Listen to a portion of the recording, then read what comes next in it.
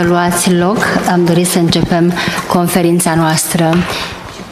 Thank you, please take seat. Thank you.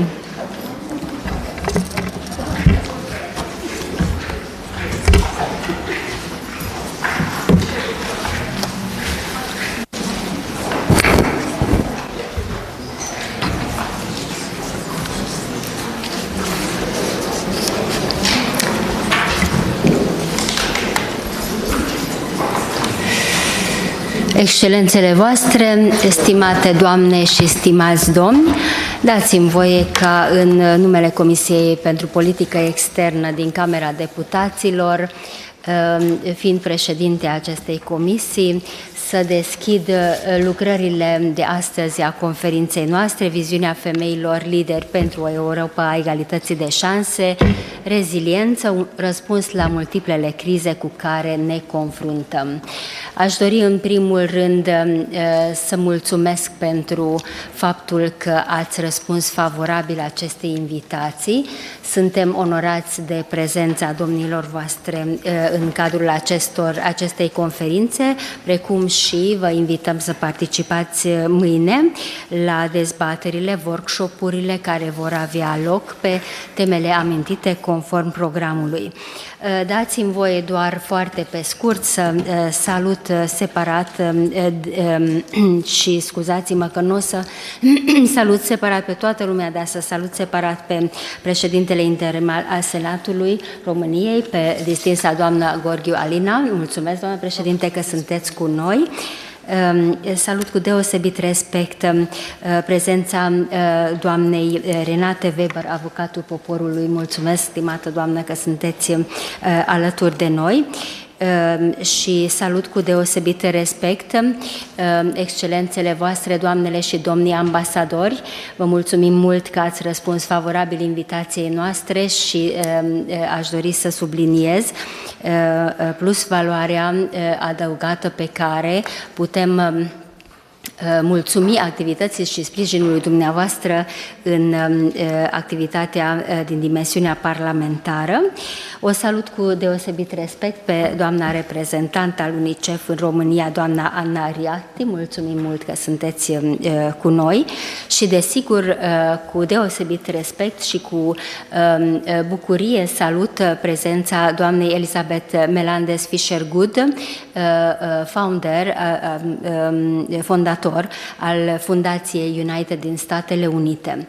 Stimate doamne senatori și domni senatori, doamne deputați și domni deputați, stimați reprezentanți ai sectorului civil, este onoare pentru noi că ne aflăm astăzi la aceeași masă pentru un dialog și o discuție mai puțin formală, aș dori să subliniez, de a ne pune pe această masă rotundă comună experiența noastră a fiecăruia din mai multe puncte de vedere în ceea ce privește rolul asumat de femeie politician, de femeie lider în zilele noastre, într-o perioadă în care, din păcate, trebuie să recunoaștem că crizele, multiplele crize se suprapun și paralel cu acesta putem să vedem acel fenomen sau am câteodată părerea să spun, poate având în vedere că port ochelari eu nu văd bine,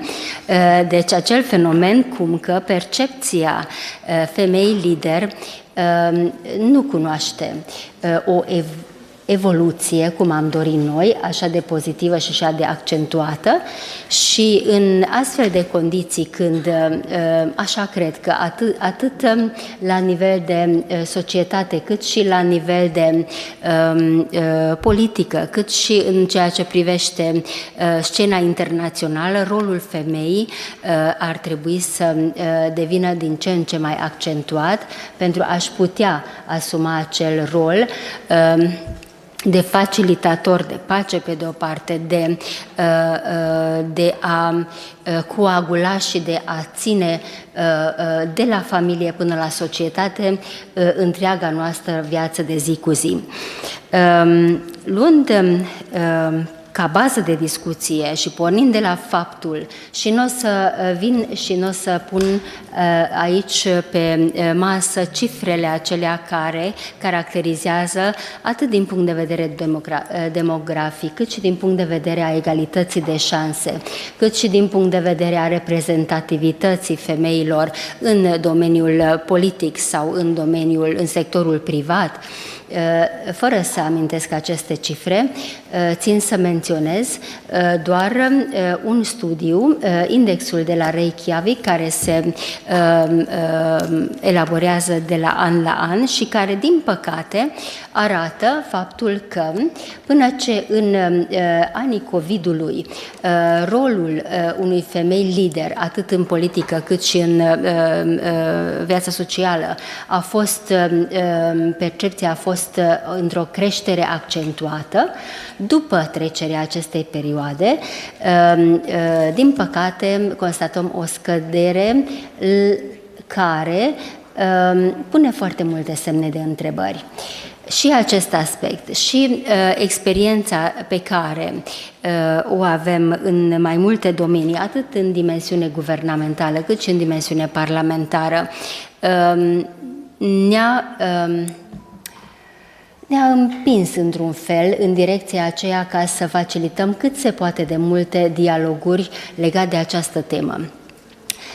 Iată de ce și conferința noastră de astăzi își propune să ofere tuturor participanților o platformă în care ideile, experiențele, concluziile, părerile pot fi puse unul lângă celălalt și pot alcătui un întreg din care, în mod sigur, vom putea concluziona aspecte care trebuiesc urmate în perioada apropiată, în perioada într-un termen mediu și într-un termen mai lung. M-aș și opri aici cu cuvântul de deschidere, având în vedere faptul că știu că toată lumea are o agendă foarte încărcată. Vă mulțumesc încă o dată pentru prezența domnilor voastre aici și aș ruga cu mult respect pe doamna președinte interim al Senatului, doamna Alina Gorghiu, să ia cuvântul. Vă rog frumos, doamna președinte. Mulțumesc tare, tare mult pentru invitație. O felicit ca de obicei pe doamna președintă Rosalia Biro pentru maniera în care reușește să ne adune la masă pe noi toți pe o temă atât de importantă cum este cea a egalității de șanse între femei și bărbați. Vorbeați, doamna președintă, mai devreme despre reziliența femeii și trebuie să precizez că acest concept de reziliență apare în strategiile internaționale de aproape un deceniu. Cred însă că ultimii ani, care au fost marcați de crize majore, de crize multiple și succesive, au determinat atât România cât și întreaga comunitate internațională să realizeze cât de mult e nevoie de reziliență, dar mai ales cât de mult contează experiența femeilor pe toate palierele. Și o să vă dau un singur citat din Organizația Națiunilor Unite, care spune în felul următor: cea mai slabă verigă poate însemna distrugerea întregului lanț. Inegalitatea de gen este o verigă slabă, iar consolidarea acestei legături întărește reziliența. Ca atare, avem treabă de făcut. Când vine vorba de război, de exemplu, toate studiile arată că fără femei, echipele de negociere de pace, în echipele de gestionare a dezastrelor, în echipele de criză, nu se poate vorbi de reziliență. Și da, eu o spun fără să critic neapărat o persoană, ci vorbesc de o realitate. România, din păcate, nu excelează la capitolul promovării femeilor în cele mai diverse domenii sau pe cele mai înalte paliere de decizie. Nu excelează la asigurarea egalității de șanse și tratament între bărbați și femei. Și trebuie înțeles un lucru, că politicile actuale în acest domeniu nu pot înainta dacă nu se fac pași concreți în modificarea legislației existente. dacă nu se fac pași concreți în schimbarea manierei în care abordăm strategia egalitatea de șanse între femei și bărbați și dacă nu impunem schimbări concrete, operaționale, pentru a putea implementa aceste strategii. Fără toate acestea, ritmul lent de corectare a decalajelor de reprezentare de gen se va menține și ne vom găsi în continuare sub media statelor europene. Dacă doamna Biro n-a vrut să prezinte cifrele, eu o să vă dau din nou niște cifre actualizate, pentru că fără cifre realitatea nu pare atât de frustă, ci e un pic cosmetizată. O să vă spun așa, că avem la momentul acesta doar 2 ministre. Da? Sub 10% din pozițiile din guvern sunt reprezentate de femei. 17% femei în Parlament, doar 5% primărițe și aproximativ 20% femei consiliere locale și județene. De asemenea, în România, pe plan local, 27% din afacerile existente sunt deținute de femei. Iar în clasamentul țărilor suntem undeva pe locul 20. Rata șomajului. Cea mai mare este în rândul femeilor, deși procentul de femei cu studii superioare în România este mult mai mare decât cel al bărbaților. Și evident că este trist să vezi că ai o resursă umană extraordinar de bine pregătită, extraordinar de valoroasă, care nu este folosită la justa valoare. Și nu doar în România se întâmplă acest lucru, să știți că la nivel global persistă această problemă. O să vă mai dau un procent și cu asta închid seria procentelor, dar mi s-a părut relevant. 64% din afacerile deținute de femei au fost puternic afectate de pandemia COVID-19 versus 52% din cele deținute de bărbați. În plus, 1 din 3 femei antreprenoare consideră că responsabilitățile casnice și familiale au fost principalul motiv pentru care nu s-au putut ocupa de afacere, astfel încât aceasta să genereze profit. Acesta este, în linii mari, cu puține cifre, tabloul egalității de șanse la acest moment în România. Și știu un lucru, că dacă vom continua în acest ritm, practic amânăm integrarea deplină a României în sistemul de bune practici europene în privința echilibrului de gen și în privința implicării femeilor în viața publică, în viața economică, antreprenorială din societate. Sigur, nu e de dorit așa ceva. Am și propuneri de îmbunătățire a situației, de ameliorare a acestei situații. În Camera Deputaților sunt câteva legi care trebuie adoptate rapid. Vă spun că nu avem voie să le ratăm până la sfârșitul acestei sesiuni legislative, pentru că urmează un an 2024 cu 4 rânduri de alegeri și va trebui să ne asigurăm că după anul 2024 vom avea la masa deciziei și bărbați și femei într-un echilibru care să aducă plus valoare în viața publică și în societate.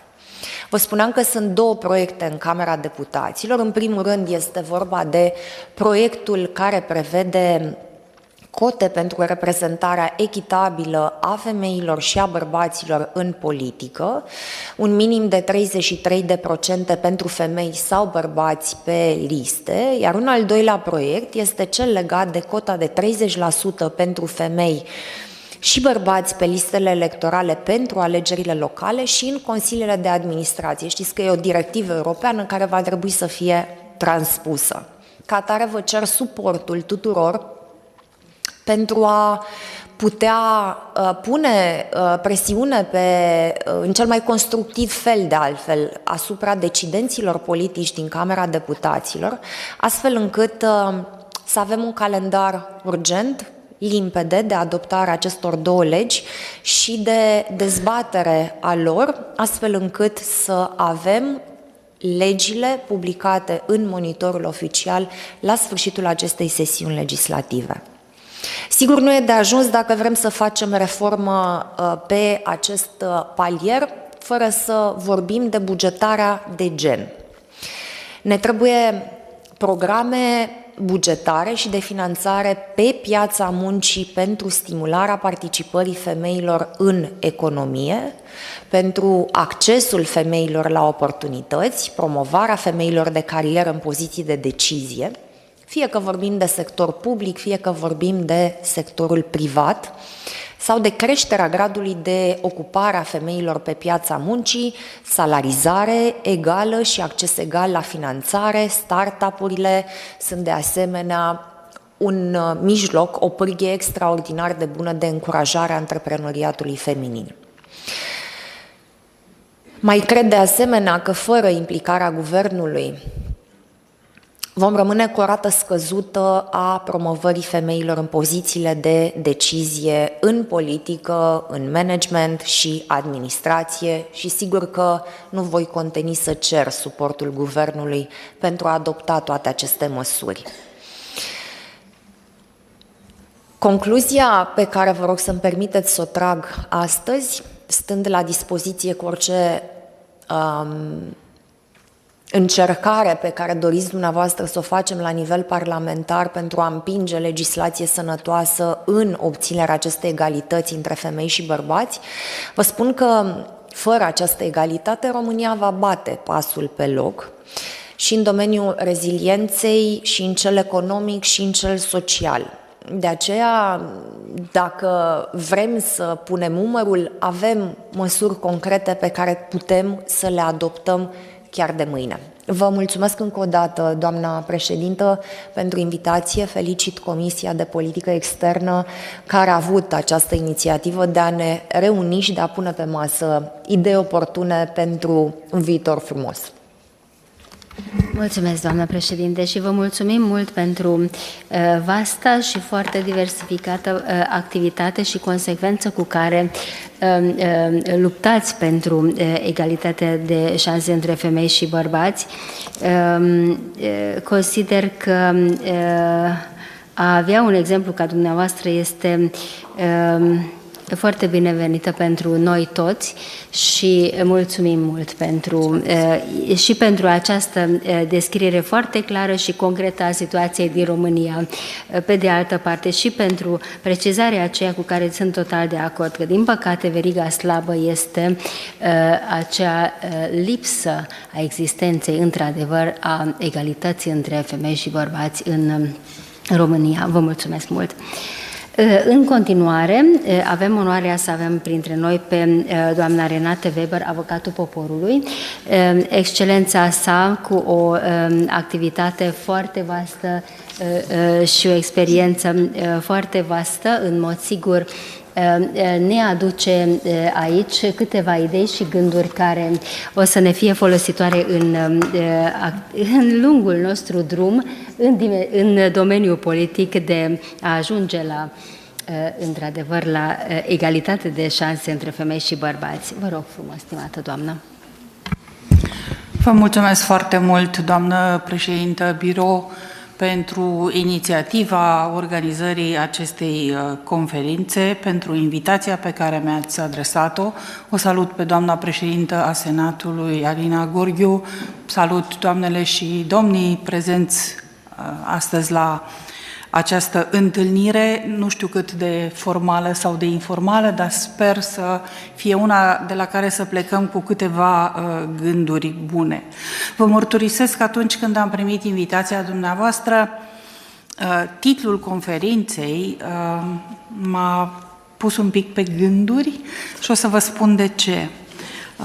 Vârsta îmi permite să spun că de ceva vreme fug de cuvintele mari.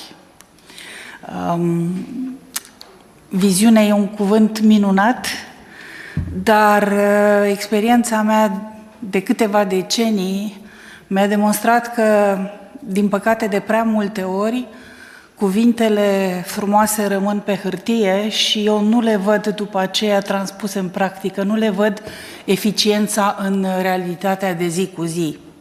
Și atunci am stat și m-am gândit că, în loc să vorbesc de o viziune, Mai bine v-aș împărtăși câteva din constatările pe care eu personal le-am făcut măcar în ultimele 3 decenii și ceva, dacă nu mai mult, de activitate, pentru că foarte multe lucruri nu s-au schimbat neapărat. Adică, sigur că da, s-au mai făcut pași, dar multe lucruri au rămas cumva încremenite în proiect.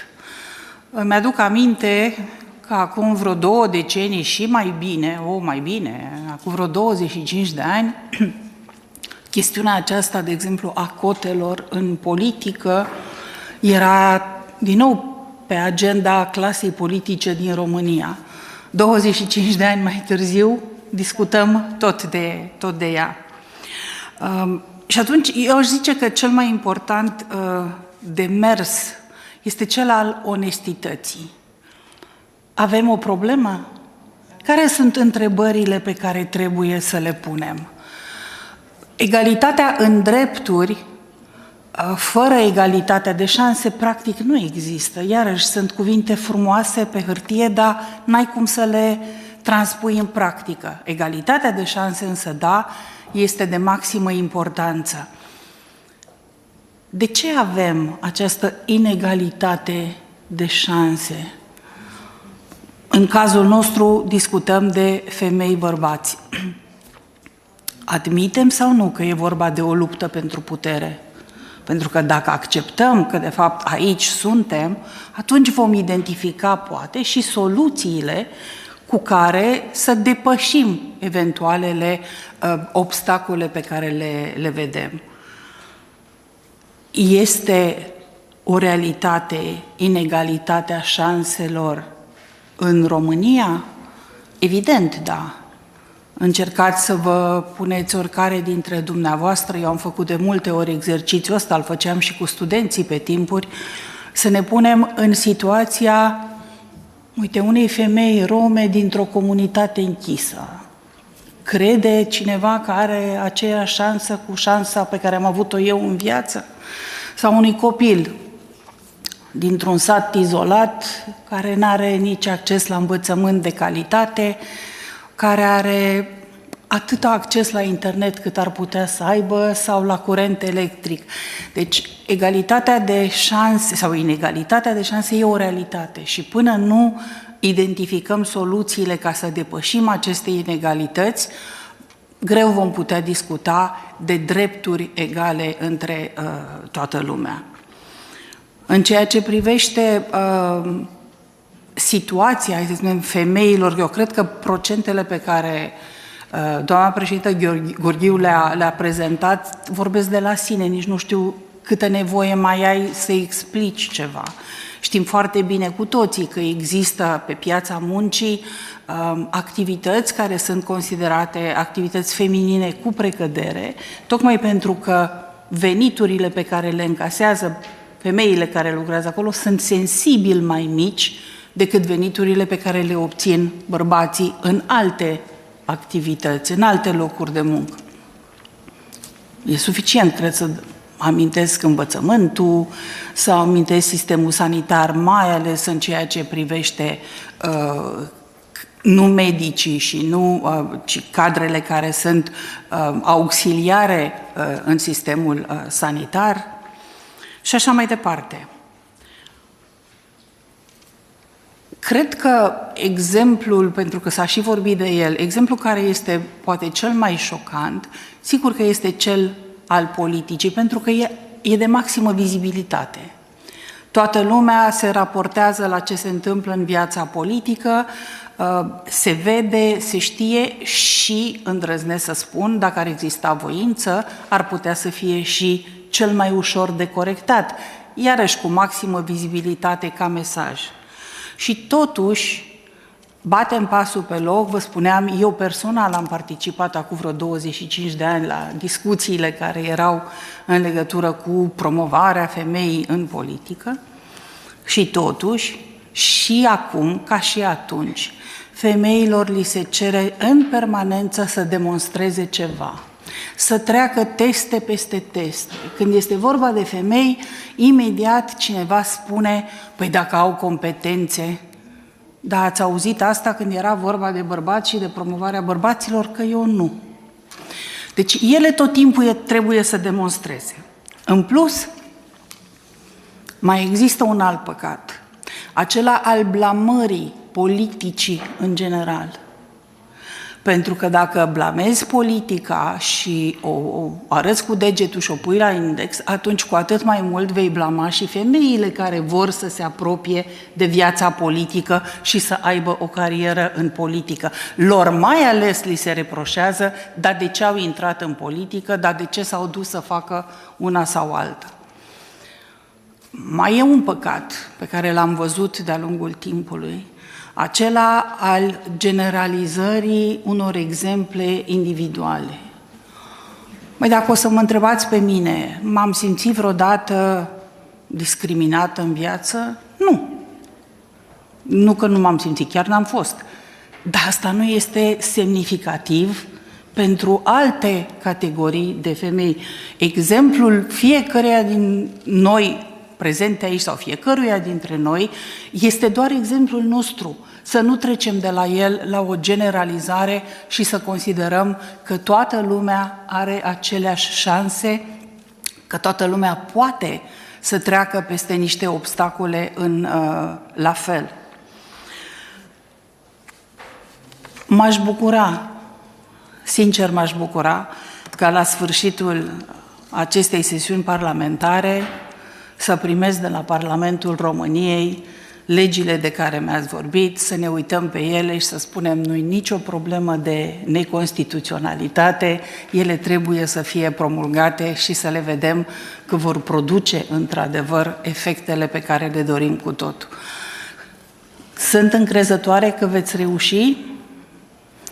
Cred că am un optimism bine temperat, pentru că, repet, 25 de ani în urmă au fost discuții asemănătoare. E adevărat, voința politică este cea care, până la urmă, reușește să facă o schimbare și așteptăm să vedem dacă acest lucru se poate. În orice caz, cred că fiecare dintre noi, măcar cei prezenți aici, dar nu numai, avem datoria față de tinerele și tinerii pe care îi întâlnim azi pe băncile școlilor, pe băncile facultăților. Avem datoria de a le explica că nu trebuie să fie nici Wonder Woman, nici Superman, trebuie să fie doar oameni obișnuiți, cărora să le placă ceea ce vor să facă, să înțeleagă că vor fi și sacrificii pe parcursul drumului lor, dar că la sfârșit, când o să tragă linie, se vor simți împliniți. Și cred că acesta este cuvântul cel mai potrivit dacă vor, într-adevăr, să participe la viața socială, la viața politică, în așa fel încât să fie un câștig și pentru ei, dar și pentru ceilalți. Încă o dată vă mulțumesc foarte mult și aștept cu mare interes dezbaterile care vor fi în Parlamentul României și mai ales rezultatul acestor dezbateri. Vă mulțumim mult, stimată doamnă. Eu mi-am notat ideea aceea sau axioma aceea la care eu cel puțin până acum nu m-am gândit, că de fapt egalitate în drepturi fără egalitate de șanse nu există și poate acesta este punctul de plecare când încercăm să argumentăm în dialogul cu distinșii noștri colegi, acum în domeniul politic, dar nu numai în domeniul politic. Mulțumim mult!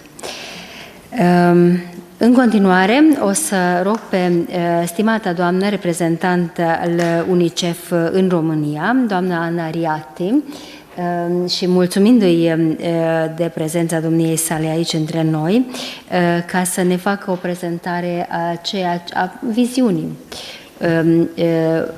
UN, pe de o parte, pe de altă parte, să ne aducă aici, pe masa acesta a discuțiilor, experiența vastă pe care o deține domnia sa cu privire la acest subiect. Mulțumesc mult!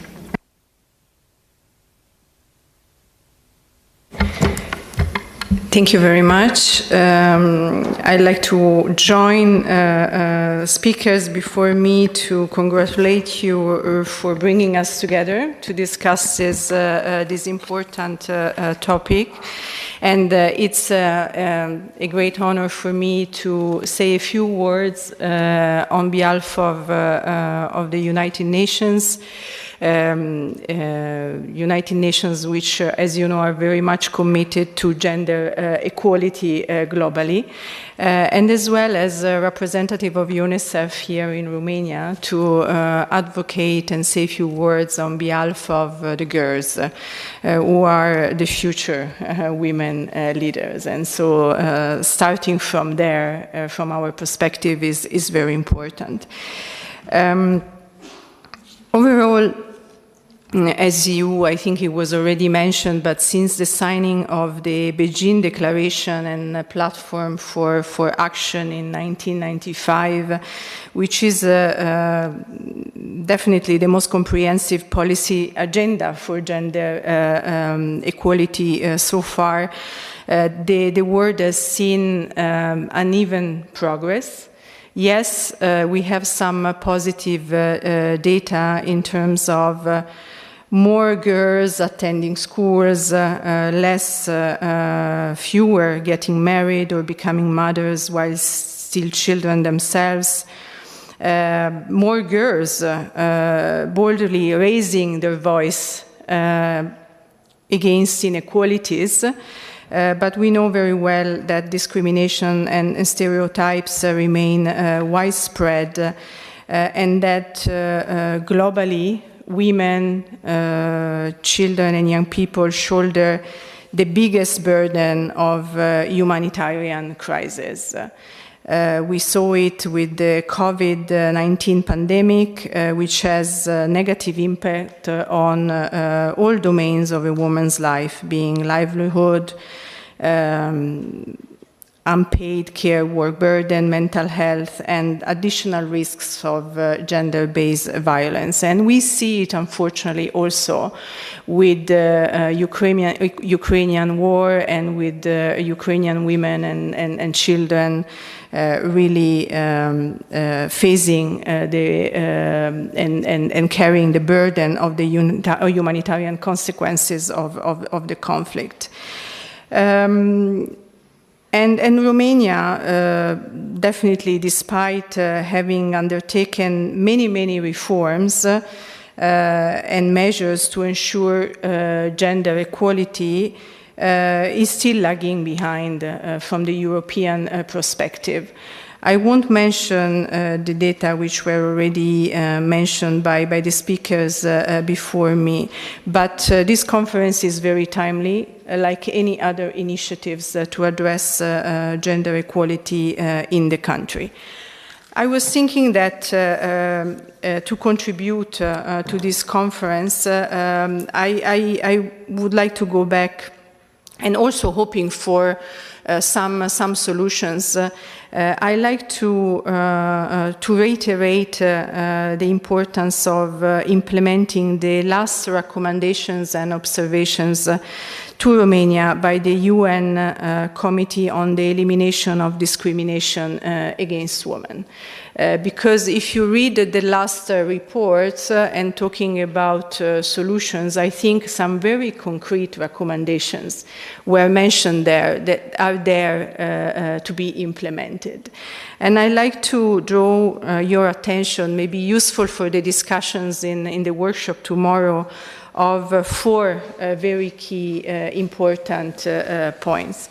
One is around data and the limited availability of the statistical data disaggregated by sex, as well as by ethnicity, age, rural and urban, which makes it very difficult to assess progress and trends over time on gender equality. So I think it's urgent that we do something about that, collection of proper data to ensure that we have proper policies and strategies to address gender equality issues.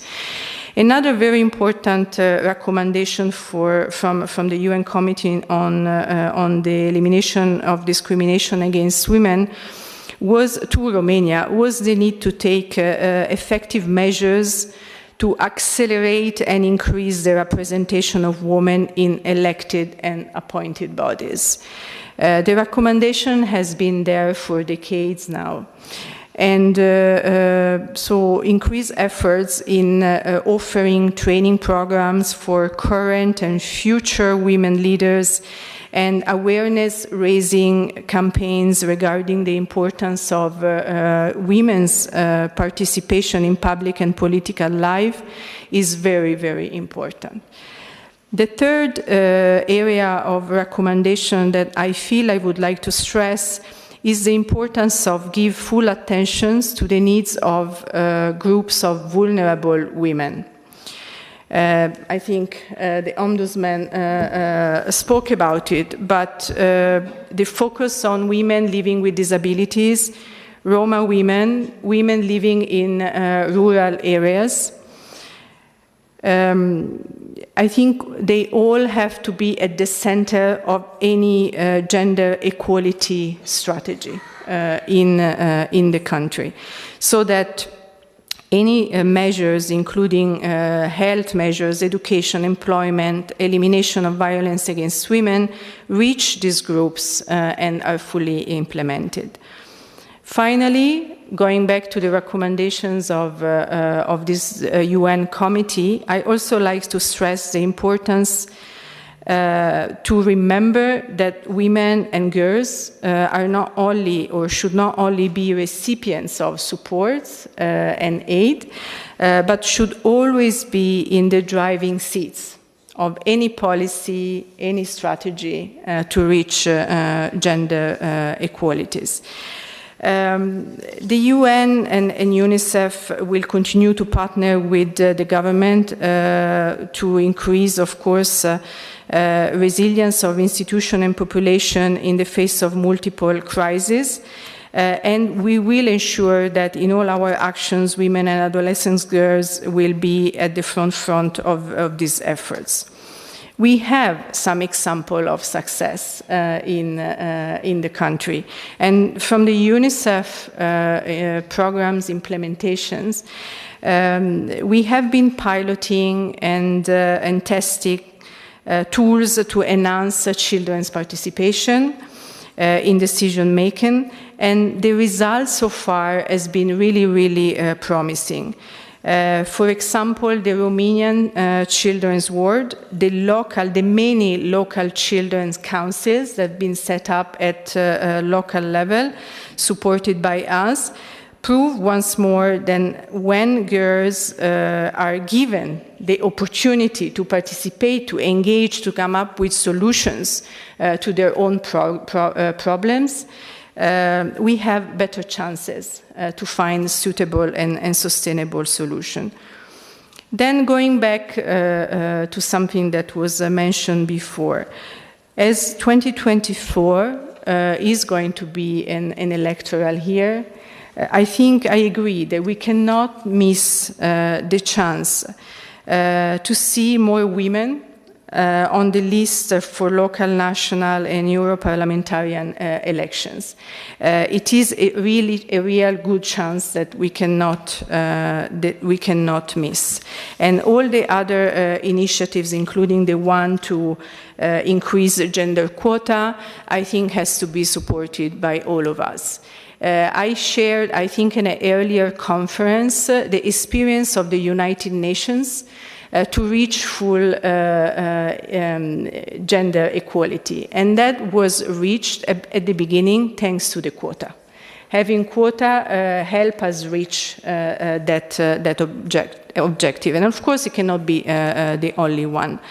I really welcome, in concluding, I really like to welcome the discussions today and tomorrow And I hope that there will be an action plan with concrete targets, with concrete measurable indicators to measure progress for Romania on gender equalities. And I would like to propose that we meet soon again, maybe in October during the International Day of the Girls, to acknowledge the step that we took together today and that we will take together tomorrow to really empower also a new generation of women leaders. Thank you very much, and count on UNICEF and entire UN family to help you reach gender equality in the country. Thank you. Thank you a lot, and thank you that you underlined the recommendation of UN. It is very good to be here again and know again about our, let's say, homework. Mulțumesc doamnei director și consider că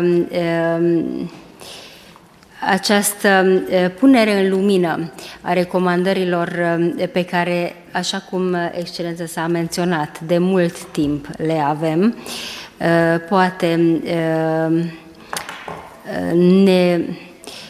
ne forțează puțin ca să încercăm să punem în practică schimbările necesare. Pe de altă parte, acele mișcări, aș numi, prin care, într-adevăr, vedem atragerea fetelor în ceea ce înseamnă dialogul în interiorul societății, în interiorul comunității, consider a fi una din căile care ar putea să ducă la rezultatul dorit, într-un termen, sper să spun mediu, în ceea ce privește nu egalitatea de șanse, ci egalitatea între femei și bărbați. Vă mulțumesc mult! Stimate doamne și stimați domni, o să ne oprim pentru o scurtă pauză de cafea aici, conform programului nostru, mulțumind doamnelor și știind că programul este de așa manieră încât va trebui să mergeți mai departe în activitatea dumneavoastră. Aș dori doar, înainte de pauză de cafea, să mai aduc gânduri de mulțumire pentru cei care, având în vedere faptul că am dorit, fiind martie, totuși să avem niște cadouri simbolice mici și ne-au ajutat, ne-au sprijinit în acest lucru, să mulțumim UNICEF-ului pe de o parte, să mulțumim firmei Sumi Agro pe de altă parte și să considerăm că pe lângă acele cifre care nu ne bucură, dar care trebuiau spuse, și mulțumesc pe această cale de această reflexie în ceea ce privește adevărul din România. Pe de altă parte, gândurile acestea pe care le-am auzit să poate să fie un prim suport pentru discuțiile care urmează după pauză de cafea. Deci, acesta însemnând că avem 20 de minute aproximativ pauză de cafea, vă așteptăm cu drag. Mulțumesc! Și scuze, vă invităm și la o fotografie sau o foto de familie. Cred că pe scări ar trebui să mergem. Ieșim afară și imediat la dreapta ne îndreptăm pentru o fotografie de familie. Mulțumesc mult!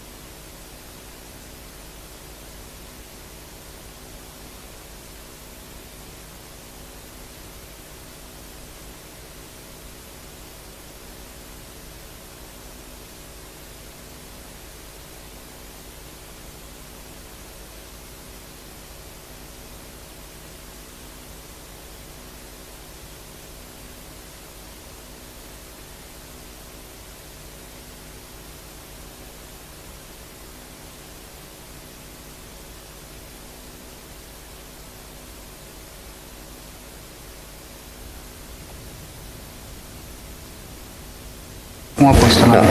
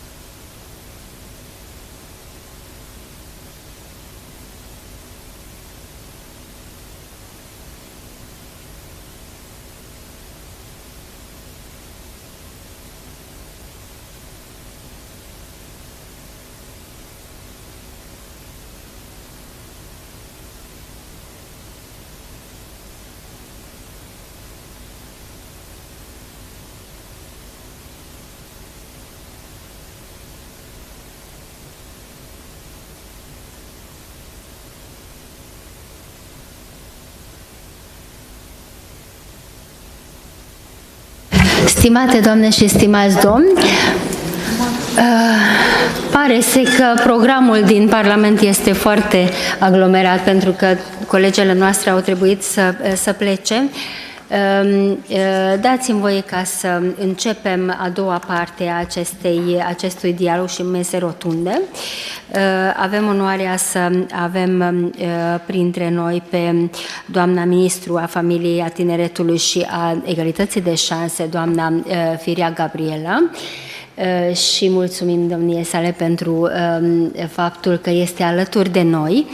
Și acest panel pe care l-am numit Da, putem, într-o societate bazată pe principiul egalității de șanse între femei și bărbați, în care o să rugăm pe excelențele sale, doamne și domni ambasadori, ca să intervină și ca să ne spună despre experiențele domniilor lor și a țărilor și bunele practici de care se mândresc. Să începem acest panel cu rugămintea către doamna ministru de a împărți gândurile domniei sale cu noi. Vă rog frumos.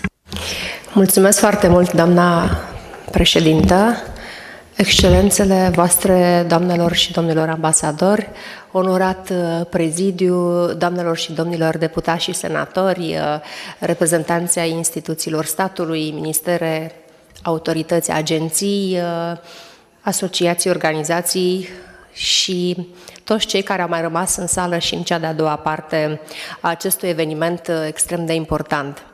În primul rând, aș remarca faptul că înregistrăm, aș spune, un record de implicare anul acesta. De obicei se vorbea despre egalitatea de șanse între femei și bărbați, despre drepturile femeilor doar de 1 și 8 martie în această perioadă, într-o săptămână.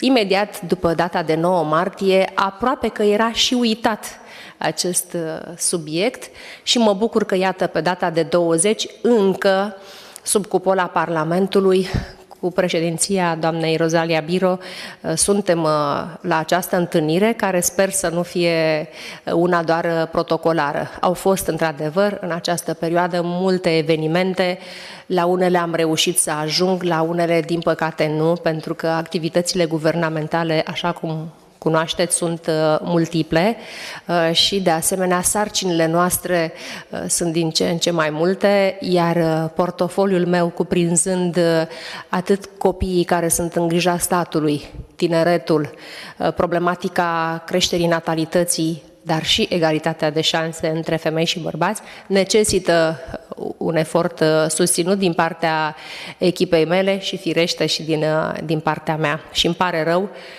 știu câteva persoane din sală care s-au supărat puțin pe mine pentru că nu am reușit să ajung la toate aceste evenimentele. Sper să putem lucra bine împreună și mai ales constructiv.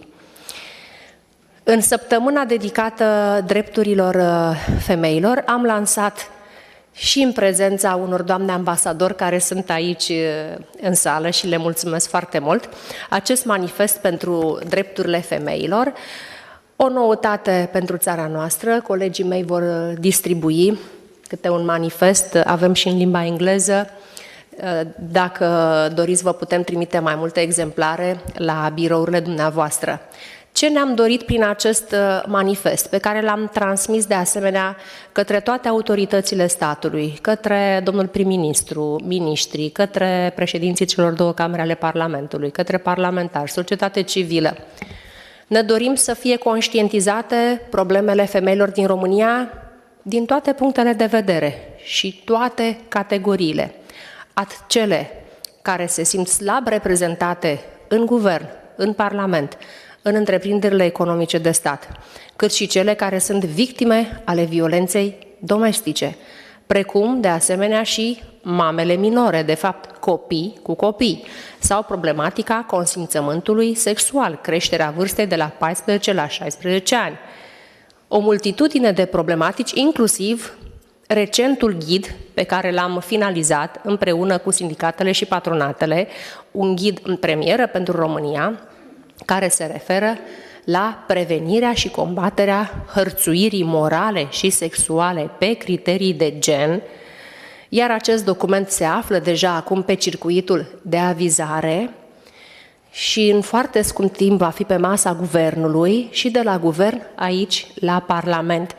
Deja nu mai vorbim despre lucruri care se vor face într-un viitor pe care nu-l putem preciza, sunt acțiuni palpabile. De asemenea, am finalizat un alt document strategic și care nu este doar teorie, noi ne dorim să fie și practică, pentru că este însoțit de un plan de acțiuni și anume Strategia Națională pentru Egalitatea de Șanse între Femei și Bărbați și combaterea violenței domestice.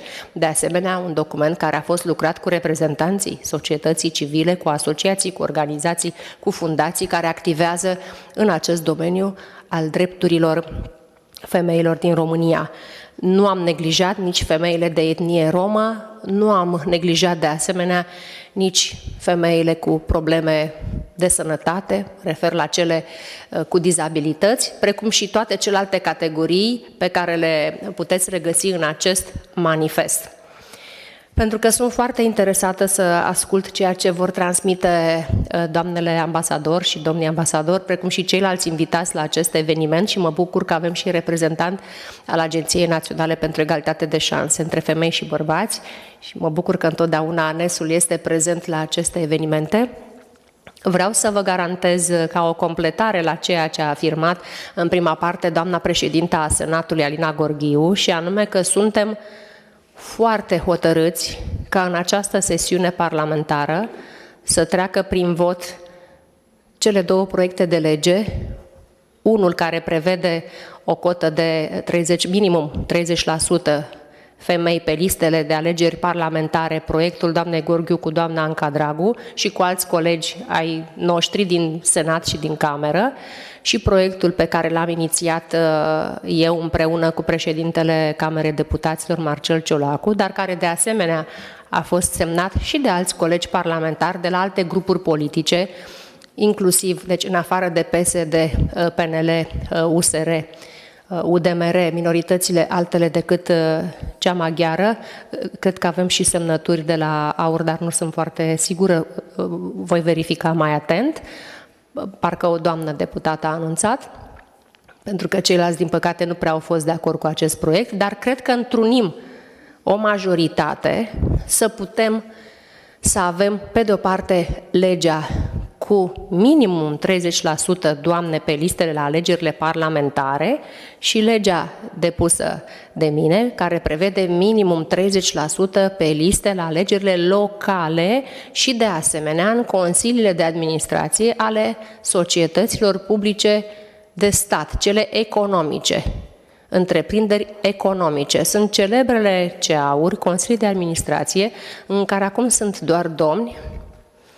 Doamnele sunt păsări rare, aproape inexistente, și vă mărturisesc faptul că am avut o puternică opoziție cu acest proiect, pentru că mi s-a spus că e posibil să nu avem suficiente doamne pregătite în domeniul economic, practic candidați femei viabili din punct de vedere profesional al CV-ului și al experienței, și a trebuit să explic faptul că este o mare greșeală, este o eroare să ne gândim că avem candidați buni, bărbați, pentru domeniul economic, dar nu avem candidați la fel de buni femei pentru același domeniu economic, câtă vreme noi acum am solicitat măcar o femeie într-un consiliu de administrație de 5 persoane și 2 doamne, 2 femei, în consiliu de administrație de 7 persoane. Nu am solicitat să fim jumătate-jumătate, cum până la urmă ar fi fost natural și normal.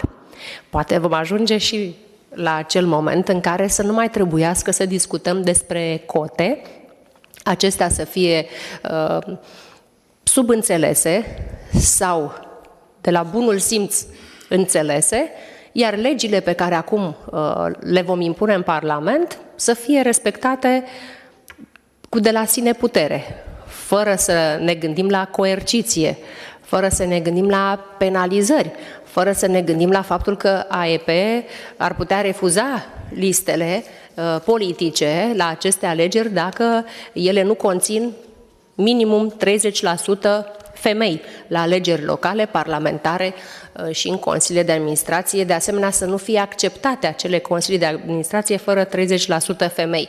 Deci, întru totul, vom susține aceste proiecte. Probabil că va exista în final o unificare legislativă, să fie un singur proiect cu un singur procent și pe care să-l votăm împreună și cred că aceasta va fi marea noastră realizare de anul acesta.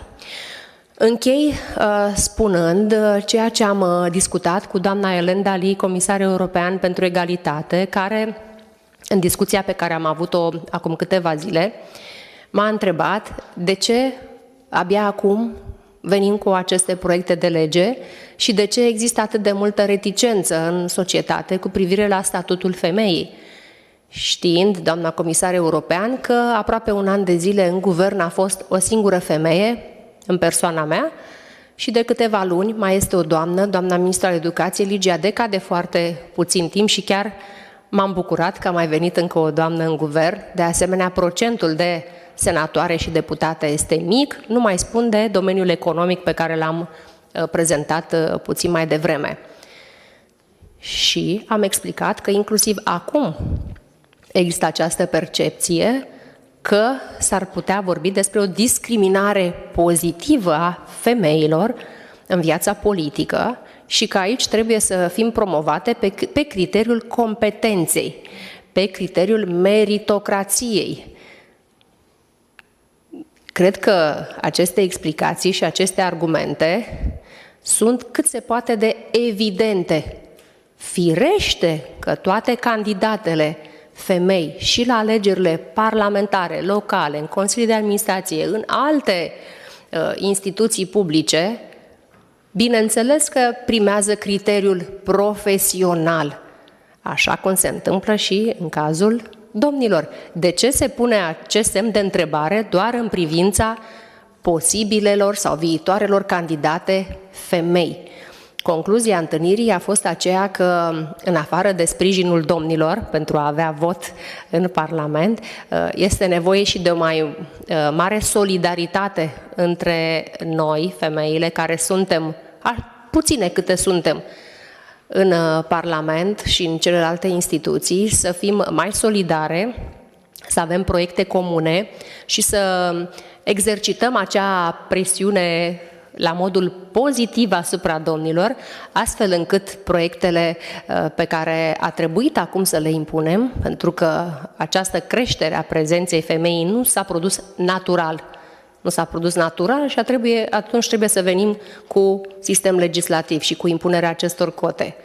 Prin urmare, sunt deschisă în totalitate colaborărilor cu doamnele din politică, de la toate formațiunile politice. Am și făcut acest lucru și până în acest moment și cred într-adevăr că alături de domnii care sunt deja, aș putea să spun, la un nivel de civilizație superior și respectă doamnele și cariera lor și ne tratează de la egal la egal, nu ne consideră inferioare, sau nu ne consideră prea emotive, prea emoționale pentru a lua decizii corecte în condiții de stres, așa cum mi s-a mai replicat, sau că suntem mai mult preocupate de problematica familiei, a creșterii copiilor, a avea grijă de soț, de gospodărie și că nu avem un echilibru încă în societate, echilibru între viața privată și cea profesională, dar și acest aspect trebuie să fie întărit tot printr-o legislație adecvată. El nu vine de la sine.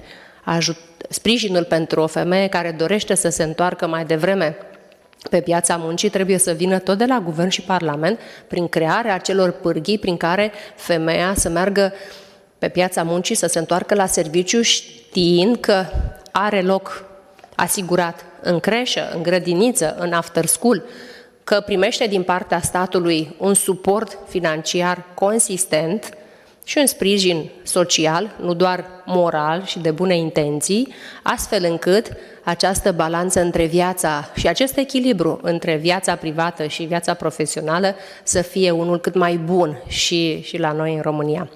Mă opresc aici și îmi voi nota toate ideile care vor veni din partea invitatelor speciale ale acestei întâlniri și cu siguranță colegii mei au fost în sală și au notat tot ceea ce s-a transmis și în prima parte a acestui eveniment. Încă o dată, doamna Rozalia Biro, vă felicit și vă încurajez să nu renunțați și, de asemenea, domnul președinte al Camerei Deputaților, Marcel Ciolacu, care este la un eveniment tot la Guvern, vă asigură de tot sprijinul și vă transmite că i-ați făcut onoarea să-l invitați. Din păcate nu a reușit să ajungă, dar a dorit ca mesajul domniei sale să ajungă prin mine la dumneavoastră și la invitatele speciale de astăzi.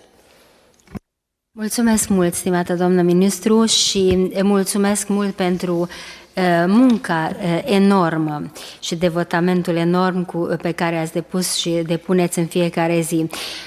Aș dori doar să subliniez importanța acelui dialog real pe care ați facilitat-o și în cadrul elaborării strategiei naționale pentru egalitate de șanse între femei și bărbați. Pentru că, consider a fi un neajuns în societatea românească de astăzi faptul că avem dialog, dar parcă acest dialog este unul paralel și nu este unul real. Ori faptul, ceea ce ați și menționat dumneavoastră, că elaborarea acestei strategii s-a bazat pe un larg dialog în societatea românească este de o importanță majoră, cred că, pentru că acesta este primul, să spunem așa, criteriu care ar trebui să îndeplinească fiecare inițiativă ca să poate să fie suportat și care poate să fie susținut de către actorii societății românești și astfel să aibă un succes. Vă mulțumesc mult și pentru mesajul transmis și mulțumim că sunteți alături de noi. Stimate doamne și stimați domni, aș dori încă o dată cu deosebită considerație și distincție, să adresez un călduros bun venit pentru doamnele și pentru domnii ambasadori și să exprim recunoștința noastră pentru disponibilitatea de a fi alături de noi astăzi, dar de a fi alături de noi în activitățile noastre de zi cu zi. Deschiderea dumneavoastră și parteneriatul dumneavoastră pe care putem să dezvoltăm în dimensiunea și în dimensiunea parlamentară, pentru noi este o valoare adăugată foarte importantă. Este un punct de referință și este ceva care ne întărește în drumul pe care trebuie să parcurgem mai departe.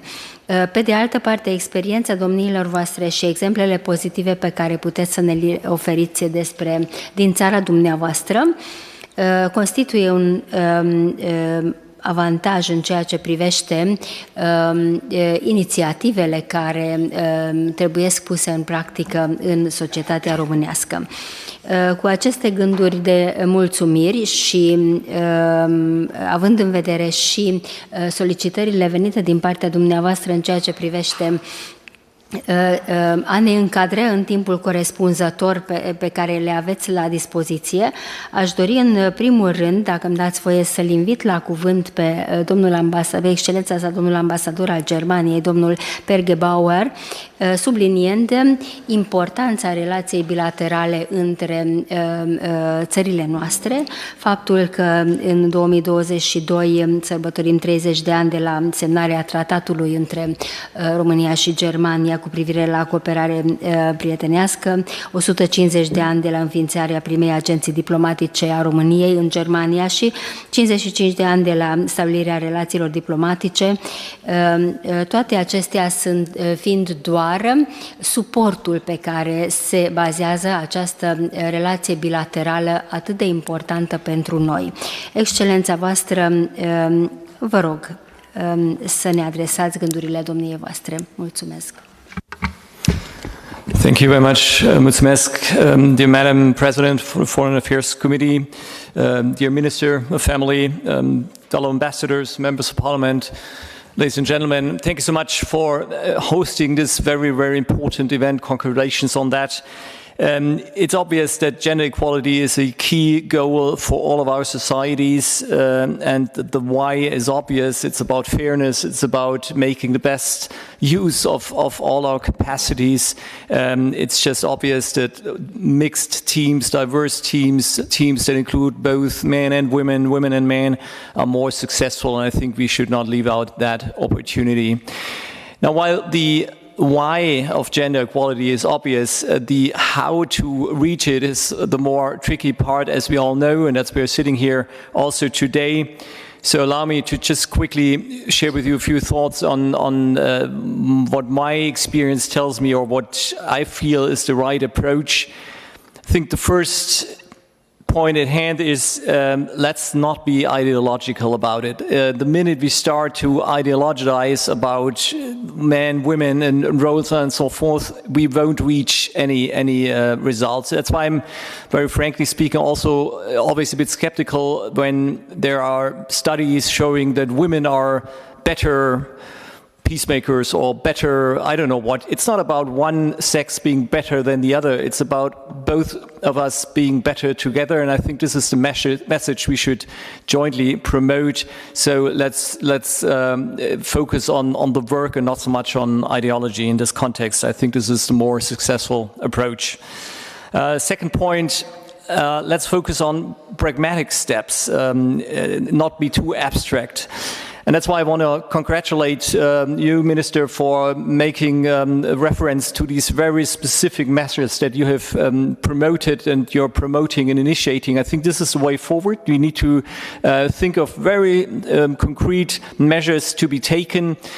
In this context, I would like to refer you to the recently adopted guidelines of our Foreign Ministry for a feminist foreign policy, which also point towards a very action-oriented approach. We, for example, have put in the middle the triangle of the gender equality, both when it comes to rights, but again, as well as when it comes to resources and when it comes to representation, a very catchy way of outlining the areas where change is needed. It's not only about rights. The rights are always, in our countries, okay, there's no European legislation that would not have on paper equal rights of women and men, but the reality is different when it comes to representation in politics. We've heard about the situation here, and it's also not far from being perfect in Germany, and it's also about giving resources to women. In this respect, our guidelines also focus on our foreign policy approaches, forcing us or asking us, so to speak, to think broader, not only think about what we can do in a specific crisis context, but also asking ourselves if there are specific female needs that need to be addressed. For example, when we fund the projects or we support humanitarian aid in a refugee camp, it would be just one step if we focused on things that everybody needed, like housing or like medical medical services.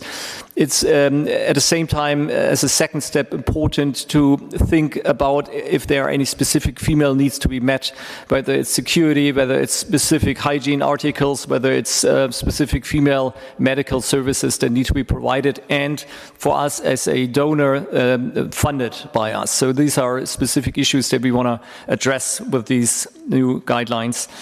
A third issue in this context of the how to achieve gender equality, let's value and cherish also small steps. Now, I know a lot has to be done, and we all tend to become impatient, and we should be impatient about change being needed.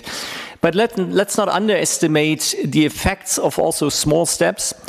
I know when we have these kind of events, we all agree, there's no controversial debate about it, and we all agree because I know it's a bit of a bubble that we meet here in, and we all, strengthen ourselves in saying this is the right way forward. But then again, some people might ask and wonder whether this actually makes a change. I do feel it will make a change. The more we raise the issue of gender equality on the agenda, the more events we have, the more we get together, the less possible it will become for those who are skeptical to simply ignore it. Different example in the same context when we talk about quotas. I personally feel that it's a very good idea to move forward with the quota, the legislation here in Romania. I know, or I don't know whether this will be successful, this process, but what I do know is that the mere fact that we are discussing is already having an effect. I'm quite sure even if you unfortunately would not manage to push through the legislation before the next elections, it will be increasingly hard for any party to ignore the need for a more gender-balanced list. You might not end up yet at where you want, but don't underestimate the small steps, the value of discussion of events like this one, and I just want to encourage you, and this would be my last point, to continue in this endeavor. Again, congratulations, Rosalia and dear Minister, for the great efforts that both of you are championing here. Alina Gorghiu as well, you've mentioned her. Anca Dragu, there are a lot of great, strong female leaders in Romania, and don't lose your trust in yourself and continue in this important way. Thank you so much. Thank you, Your Excellency, and thank you for your appreciation and also your remark with pragmatic steps and with small steps or steps too. Thank you, Let. Vă mulțumim din suflet. Și exemplul Germaniei, ce am văzut, țară care a avut sistem de cote introdus pentru o perioadă determinată și care a dat rezultat și a dat rezultatul acela ca lideri femei să aibă o greutate critică care poate să fie percepută, văzută, înțeleasă de societate, este, cred, un exemplu care merită și care trebuie urmată. În ceea ce privește poziția excelenței voastre, în mod sigur găsim în ea puncte care vom folosi în drumul acesta al nostru, care pare că nu este ușoară, dar totuși să sperăm că anul acesta ne aduce o schimbare importantă. Pentru că acele inițiative legislative menționate de doamna ministru ar crea într-adevăr acele condiții care ar fi suficiente, nu pentru egalitate între femei și bărbați, dar ar fi suficiente pentru ca activitatea liderilor femei în politică să fie simțită și văzută. Poate de aceea considerăm că, din acest motiv vedem că procentul reprezentativității femeilor lideri în sectorul privat, unde este o concurență mai liberă, aș menționa, este una mai însemnată. Și sper că acest pas cu modificarea legislativă va aduce și în dimensiunea politică acele modificări care sunt necesare, care pe termen mediu și pe termen lung vor duce într-adevăr la o egalitate de șanse între femei și bărbați, dacă vorbim de structurile de conducere în diferite niveluri ale vieții politice din România. Vă mulțumim mult, domnule ambasador. Stimate doamne și stimați domni, dacă acceptați, vă rog, atunci aș propune ca în ceea ce privește intervenția excelențelor sale, doamnelor ambasadori, dacă nu vă supărați, să o facem în ordine alfabetică, pentru că încerc să ofer o posibilitate acceptabilă pentru toată lumea și aș ruga pe doamna ambasador Pia Busta Diaz, ambasadorul Chilei, ca să împartă gândurile domniei sale, apreciind și subliniind faptul că în domnia sa cunoaștem o doamnă care are o activitate, un ambasador care are o activitate foarte vastă și care, a cărei inițiative sunt atât de complexe și atât de diverse încât toată admirația pentru această excelență. Vă rog. The floor is yours, Your Excellency, and thank you a lot that you are here with us. Thank you, Mrs. Viro. I am Minister Gabriela Firea, members of the Romanian Parliament, dear ambassadors, members of the NGOs, distinguished audience, dear friends. It is for me an honor and a privilege to be able to address you in the framework of this conference entitled The Vision of Leading Women for a Europe of Equal Opportunities. And for this reason, I want to especially thank the President of the Foreign Affairs Committee of the Chamber of Deputies, Mrs. Rosalía Viro, for inviting me to participate presenting a vision of this issue from the Chilean perspective. The promotion of gender equality is a priority objective assumed at the level of the European Union, which Romania as a member state shares and supports. Latin America is not an exception to this, and Chile, as part of this political, economic, and social environment, has decided to play an international leadership role in the field of gender equality. As part of this project that seeks that women can be represented in all spheres of our society in the same proportion as men, is that the current President of Chile, Mr. Gabriel Boric, has committed to carry out a feminist government, which implies that all state actions are focused on gender parity and equality at the institutional and political levels. To protect this transversal objective, today each of the 24 existing ministries in Chile has a gender advisor who reports hierarchically to the respective minister and whose purpose is to apply the gender perspective in each of the activities that the ministry develops. Thanks to this political decision, today Chile has women as Minister of States in positions traditionally held by men, such as the Ministries of Defense, Interior, Government Spokesperson, Mining, Justice, Labor, Health, Science and Technology, just to name a few. In the same way, the Ministry of Foreign Affairs of Chile has as a hallmark a feminist foreign policy, which will reinforce the promotion of human rights of women, girls, boys, and adolescents and dissidents in multilateral forums and international organizations, and will reinforce the participation of women in international leadership spaces. This path towards equality has required the political will of many Chilean governments in the past.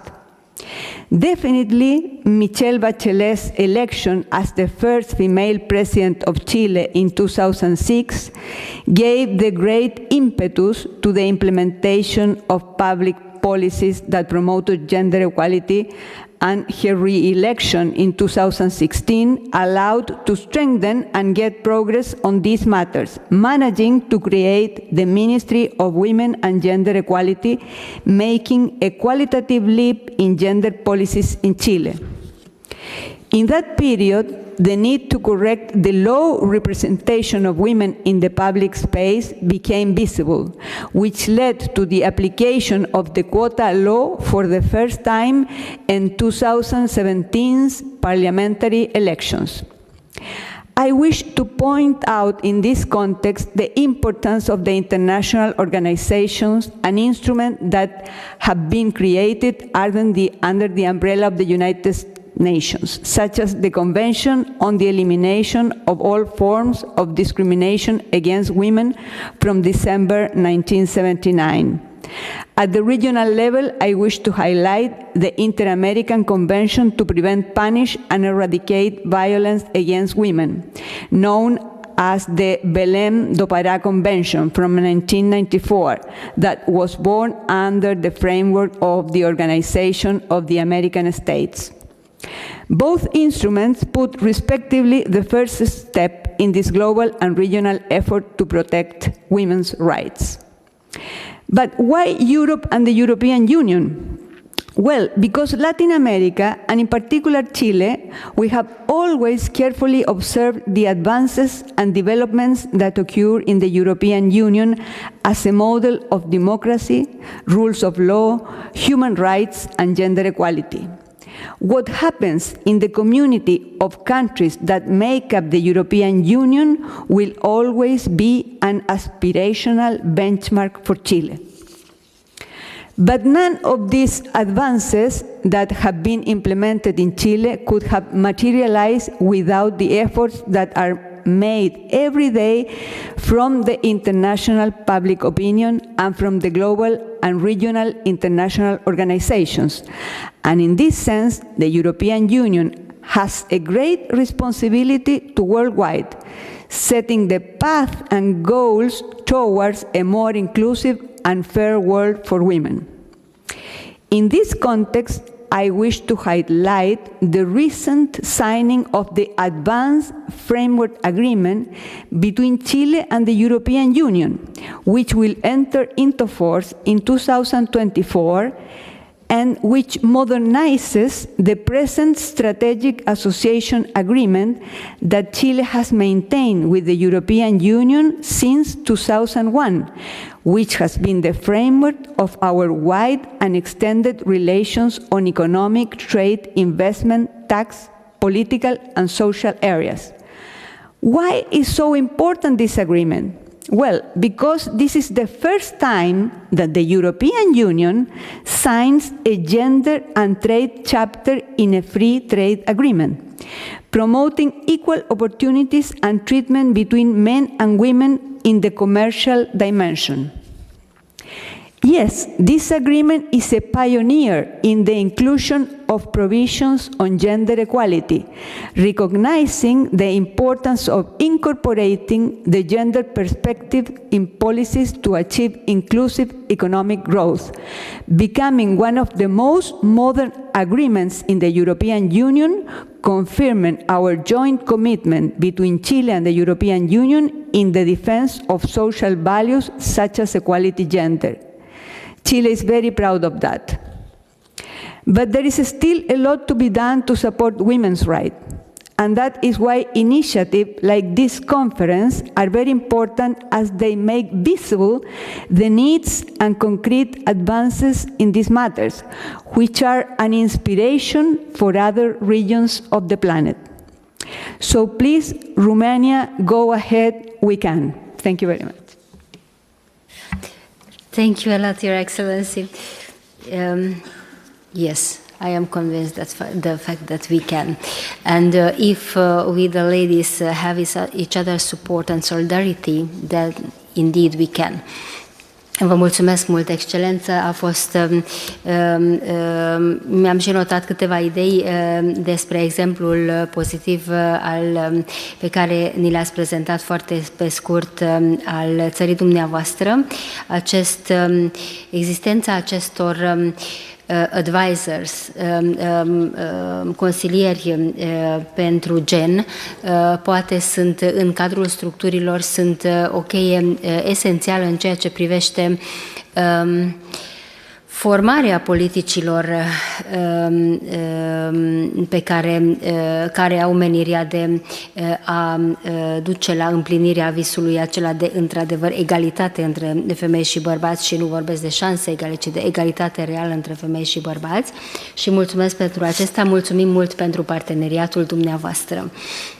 În continuare, aș dori să rog pe excelența sa, doamna Maria Kapitanovic, ambasadorul Croației, ca să împartă experiența domniei sale cu noi, mulțumindu-vă pentru parteneriat și pentru faptul că sunteți alături de noi. Your Excellency, please, the floor is yours. Thank you, Madam Minister, Madam Chair of the Foreign Committee. Thank you for inviting us, for exchange of experience and for sharing the good but also the bad practices of our countries. You were talking a lot about the quotas, and I feel that I can share a little bit from our experience, because according to the law on the equality of genders, we do have a system of quotas in our system, in our political system. And according to the law, the political parties are obliged to present on the list of candidates both for central and local level political elections to have on the list of candidates at least 40% of the women. But how it looks in the practice, I'm going to say a little bit more. This 40%, honestly speaking, it's almost never fulfilled. And the law envisage, in this case, the penalty. The political parties needs to pay the money, the fines. The fines range between 5,000 euros to 7,000 euros, depending whether the political party didn't meet the criteria on a local elections or on a central elections. So if they haven't met the criteria of 40%, on the central level the fines are bigger. If it's for the local level, then the fines are smaller. In reality, they hardly meet this 40% and they pay the fines. So they consciously opt to pay the fines. So it's just to tell you how it looks in the reality, because you are talking very much about the quotas, but I think that when we speak about the women's rights, the biggest gap is between the legislation and the proper implementation. That's how I see it. So it's not always the problem that there is no legislation in place. Yes, it is. But there is a matter of implementation. But maybe this is more in general, I would say, the problem in particular with the so-called new member states, although we cannot even talk anymore about the new member states of the European Union, but nevertheless, let's put it like this, Central Eastern Europe. So there is very often the gap between the legislation and implementation.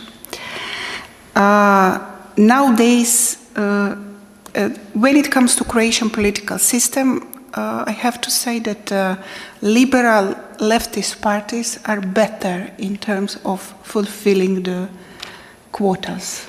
For instance, the Green Liberal Party at the last elections, it's not that they met the quota, they had at the least 50% of the women, so which was really a good score. Nowadays, but still, as the German colleague said, it's a long-standing process. For instance, today we have we are going around 25-26% of the women in the parliament, sitting in the parliament. But while preparing for this event today, for instance, I found the data that at the beginning, in the 90s, when Croatia gained the independence. And the first composition of the parliaments, there were only 4.5 women in the parliament. So it shows that it's a process, most probably.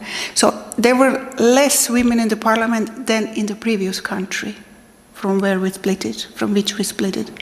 So it's a kind of a long-standing process. It's a matter also of mentality, and simply it doesn't go overnight. For example, when it comes to Croatian examples, what I can mention as good achievement, it's for instance that we used to have the women on the leading positions of the parties. That means something, because this is the real source of the power, being on the leading position in the party. And although I have to be honest that those were not big parties, those who usually win the elections, those were smaller parties, those who are usually coalition partners at the elections. We did have a woman president, of course, ministers, and so on. And as there is always a gap between the legislation and the implementation, I think that there is very often a gap between the numbers, because sometimes there are the numbers, like in terms of women on different positions, but then there is very often a question: does these women the women have a decision-making power? That's also a very important question, because sometimes you face the situation that, you know, not only political parties but the institutions, they put the women on the positions because the women are hardworking, dedicated, with a high sense of responsibility, but it doesn't necessarily reflect their decision-making power, which is important for the process and also for their position in the society. And I have to also mention that there are much more women on the leading position in the public sector in Croatia than in the private sector. So management position in private sector, there is a lot of that needs to be done. And let me just conclude that definitely without boosting the position of the women in terms of being on the position where they can decide on different spheres of social and economic life of the society, we cannot achieve the society is not complete in terms of the well-being, both social and economical one. Thank you. Thank you, Your Excellency, and thank you a lot for this view, what we can have based on your presentation regarding the situation in your country. I think that we have to underline that the first step is to have the law, the second to put in the practice the law, and after that to see the real percentage of the women in the parties list, and after that the question what Your Excellency mentioned, that if they have power indeed, having the seat, if they have power indeed. And yes, is a long-standing process. I hope that in our country also we will see step by step the evolution of the process.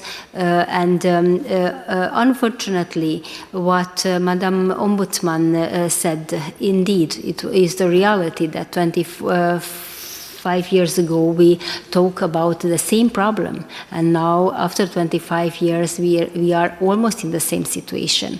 But we have the hope, and we have the view that in the next year, when we have 4 elections, we will have the support, the law support, to make some concrete steps. Thank you a lot. Now I kindly invite Madam Ambassador Ingrid Kessel, the Ambassador of Estonia.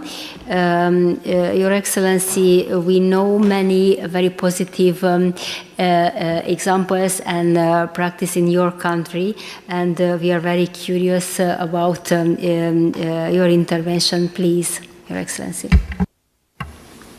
Thank you, Madam President Biro, Minister Fire, parliamentarians, Your Excellencies, ladies and gentlemen. Thank you very much for allowing us this opportunity to share also the experiences from our countries, because I believe learning from best practices is indeed the greatest way to go on promoting the gender equality and the equal society in general. Indeed, I touch upon two things. I mean, one is the role models and the role of women in politics, and the second part I will touch about education. We have had just in the 5th of March parliamentary elections, and we have our Prime Minister, who is a woman, Kaja Kallas, who has been leading the government since 2021, and in her government there's always been half of the ministers that are women. And she, in this time, made a landslide victory. I mean, she got the record amount of votes.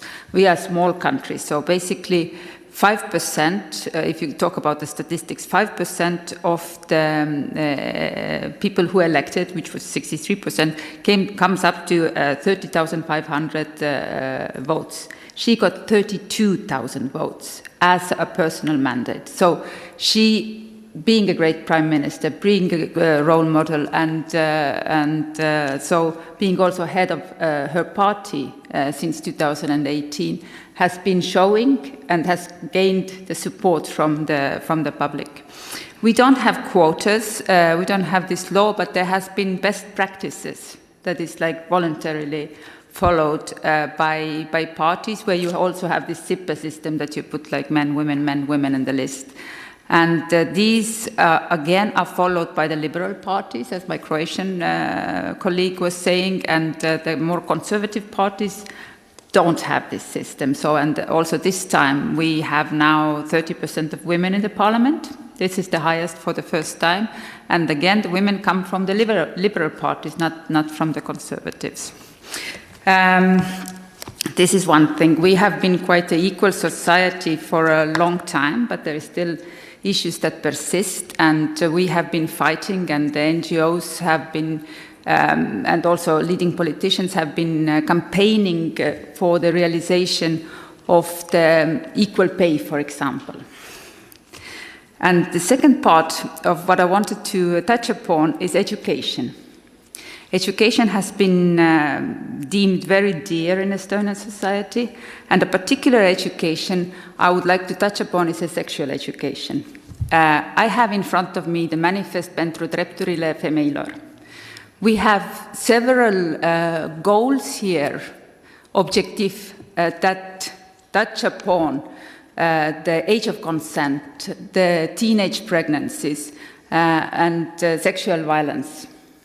The first thing that could be done to reduce those numbers is certainly educating not only girls but boys about their body, about their rights, about fertility, and all such things. Sexual education doesn't mean it's only about sex or sexual identity.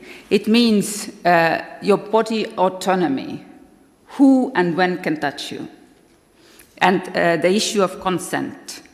Also, the sexual education starts from kindergarten, and that's when you can also avoid talking about gender stereotypes.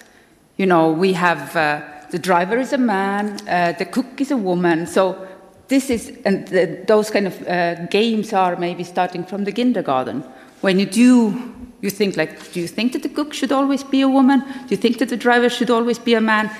This is also a part of sexual education, and this is education about values and about how society functions and how to be more equal. We started to have it in schools in 1996, after also coming out from the Soviet occupation, and then during the Soviet time it was a complete taboo. You know, so the teachers also needed to go and how to talk about normally about those issues. This has shown in statistics that since then the teenage pregnancies, the abortions, all have been reduced. And also the sexually transmitted diseases, that is a health risk as well. I recently read an article when preparing for this seminar about how this has evolved. And the sex educator, that's the name, basically said that when before the questions were about fertility and pregnancies and sexually transmitted diseases, now the questions are more about identities. And even, you know, she said that even I didn't know what to answer to those questions that youth come up with, because our youth stays in a different field of information than we are. And I'm sure we all have learned about the different identities that they are talking about. So I believe one way of attaining those goals here, especially I think it's very problematic for a girl who comes maybe from low education family to make a career, to make her life, when she also gets pregnant in a very early life. So this is a very important way to start from the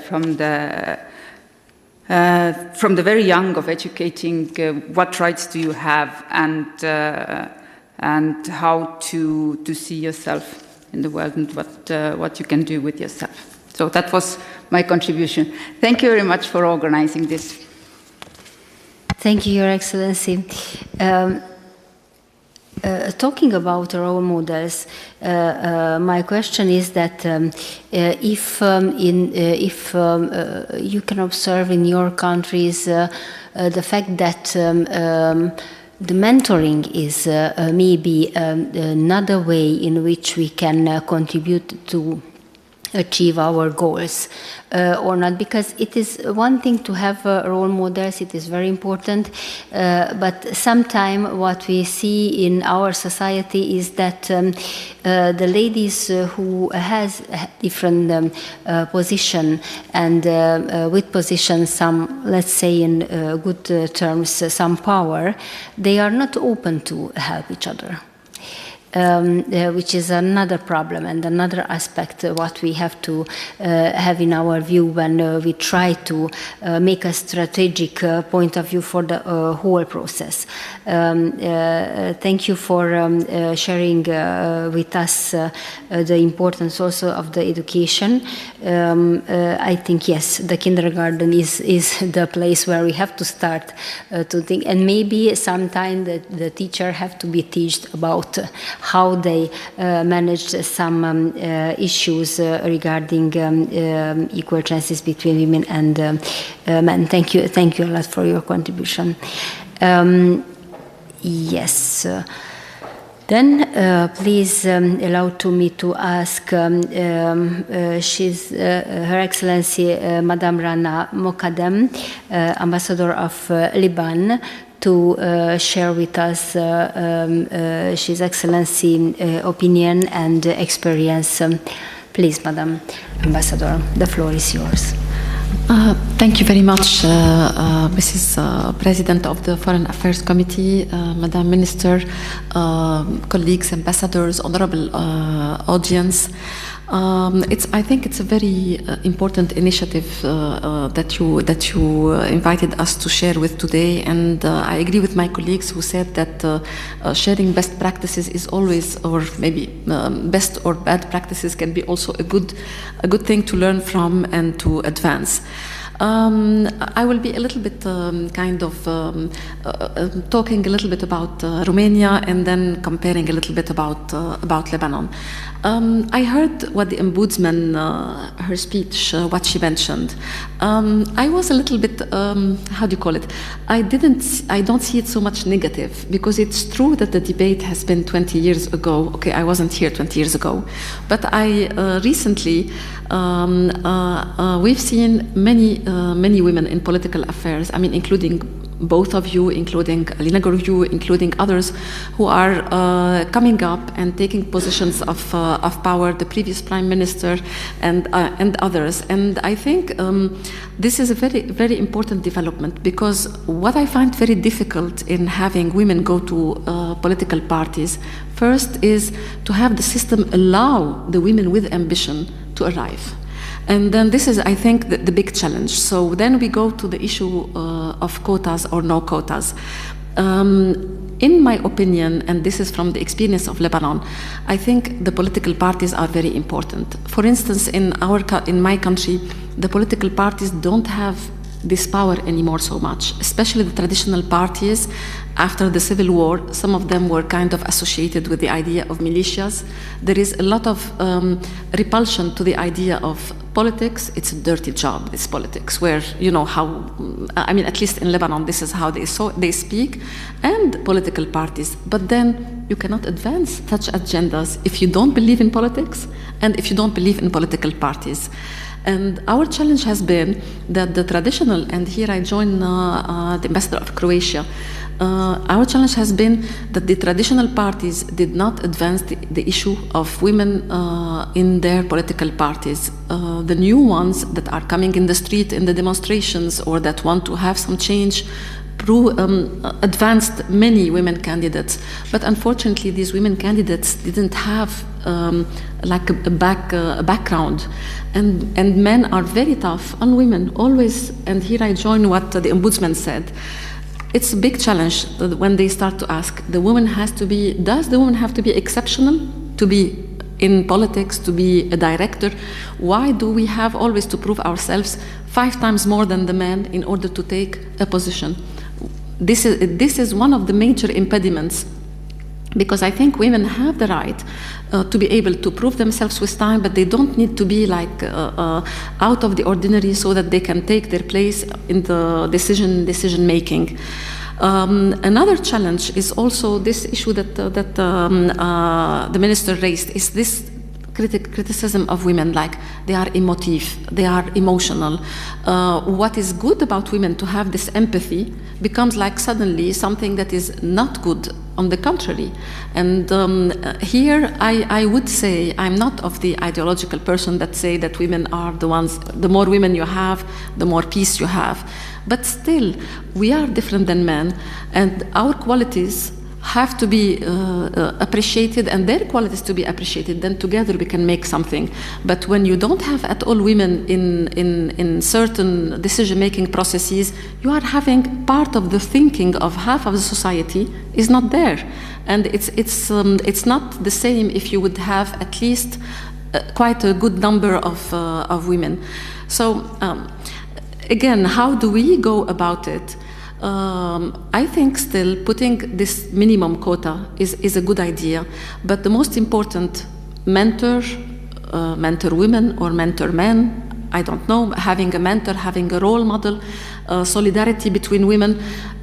We have to make it easy for a woman to come from the ranks and be courageous enough to go up, because we have a lot of women in the parties on the first level. We have a lot maybe in the middle level, but once it goes to the upper level, this is where we start losing them. And then this is where I think such conferences are important, and the support of other women are important, and of course the support of men who believe in this agenda. Thank you very much. Thank you. Thank you, Madam Ambassador. Thank you a lot. Yes, maybe putting the question, if we don't have acceptable percentage of women in the decision level, then where is the half of the society represented? Yeah, it could be a good question, and I am very curious about the answers of some colleagues of us. Thank you. Thank you, Your Excellency. And now I kindly ask to take the floor, Madam Ambassador Therese Hayden mentioned that, Your Excellency, you have all my deep appreciation, because if we can talk about the fight for equal chances, then Your Excellency is a hard fighter, and thank you for that, and thank you for the great support what Your Excellency give for us in our activity in parliamentarian dimension too. Please, Your Excellency, the floor is yours. Mulțumesc mult, stimați ministru Firea, stimați invitați, colegi, mulțumesc mult pentru invitația la acest masă rotundă, dezbatere asupra acest subiect foarte important, nu numai pentru ambasada Suediei, dar și pentru guvernul suedez. I do want to thank everyone for taking part. I do want to thank you for organizing this debate, and I have benefited greatly from all the interventions so far. It is very useful to have these discussions, and in the time that I've been here, I can see that there is an increased interest in talking about these issues, and I think that is beneficial to all of us. On the topic that you put for us, in a society based on the principle of equal opportunities between men and women, good practices. I think we've all established that the good practice is to have gender equality, because then we will also have better decisions, better decision making. And the question becomes, of course, how to get there. And this is yet one opportunity to share that path.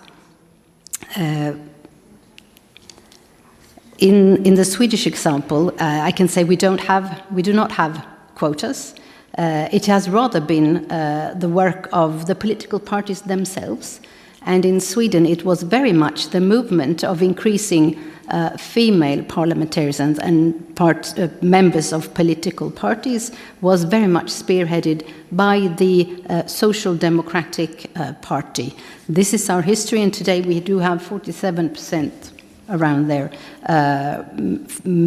women in our parliament. Our government is 50-50, and the society expects this to remain the case. Having said this, I think it's clear also that Romania is committed to gender equality. Yet, I have also heard political leaders, male political leaders in this country saying publicly, not in a private discussion, but publicly, that the men in Romania might not be so interested to share the seats in the parliament or the political power that would come with a higher rate of gender equality. And this may very well be true. This is, I think, the biggest fight, perhaps, or the biggest obstacle in moving forward. The invitation would be to bring the chair to the table. But this brings me to the point, the fact that women's or gender equality is not a women's issue. It is something that men and women need to work with together. I appreciate the fact that there are also a number of men taking part in this discussion today, because indeed that is how we can move forward together. My last point I will make is perhaps recalling what the Commissioner for Equality who visited Romania just a few weeks ago, she clearly mentioned that within the European Union it will take 60 years, if we don't do anything about gender equality, it will take 60 years to have gender equality by itself.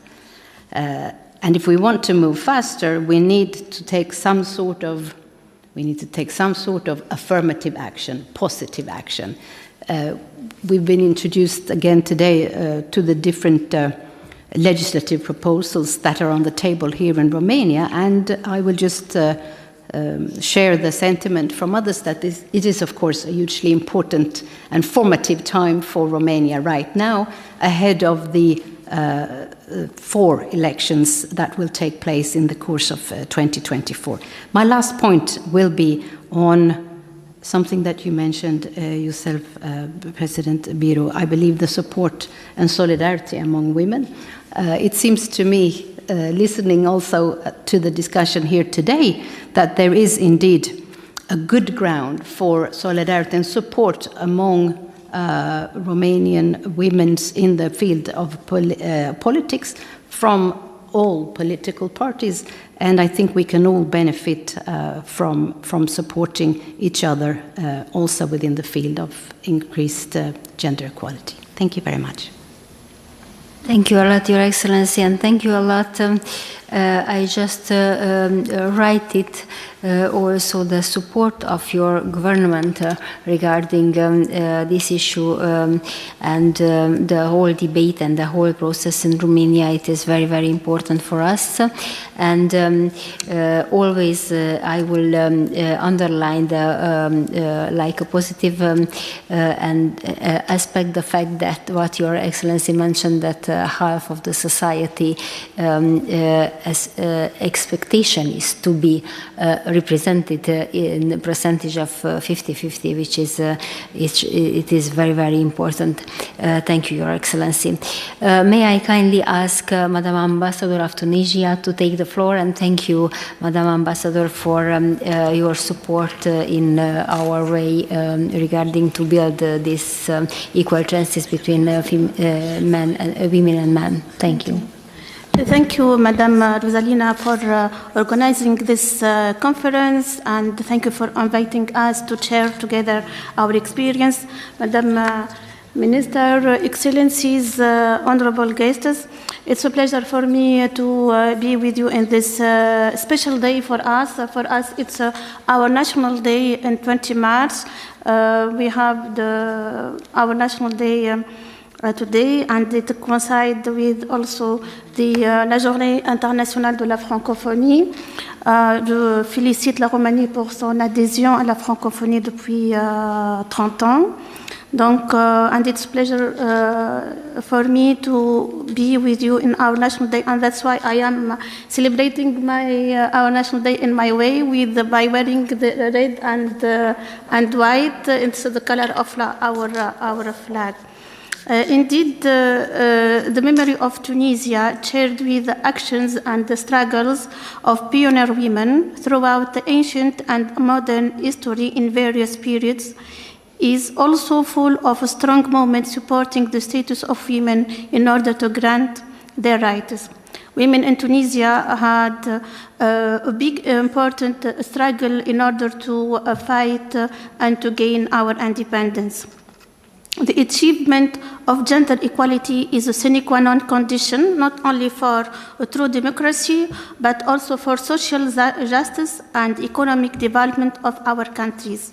Since our independence, 20 March 1956, our country has adopted an approach of continuous reforms based on the institution of progressive legislation and evolutionary process reflecting the struggles for the rights of Tunisian women.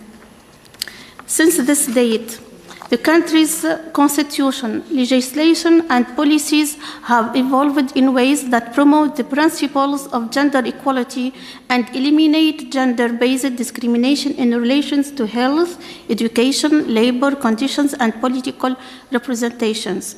All these achievements was supported by men, political men.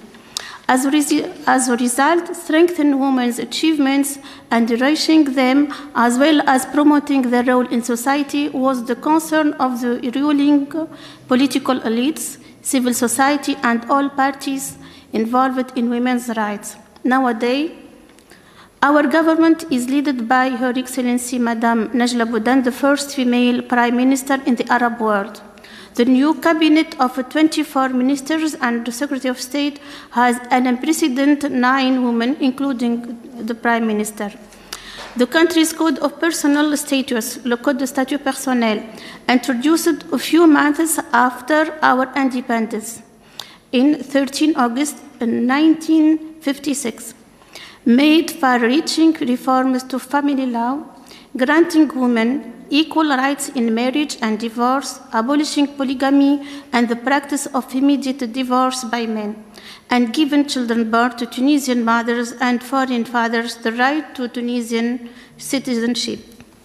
Numerous other laws were introduced in this context to acknowledge the rights of women and men based on equality, including in the areas of education, the right to work, and political rights, including the right to vote and to run for public office. Tunisia also has been advanced in signing up to international commitment, including ratification of the optional protocol to the United Nations Convention on the Elimination of All Forms of Discrimination against Women, CEDAW, in 2008. Tunisians' public policy has a strong focus in improving the status of women, which is considered a pillar for national development and the modern state. Tunisia has created new institutions concerned with improving the status of women and has formulated a range of policies that promote the status and rights of women as a state priority.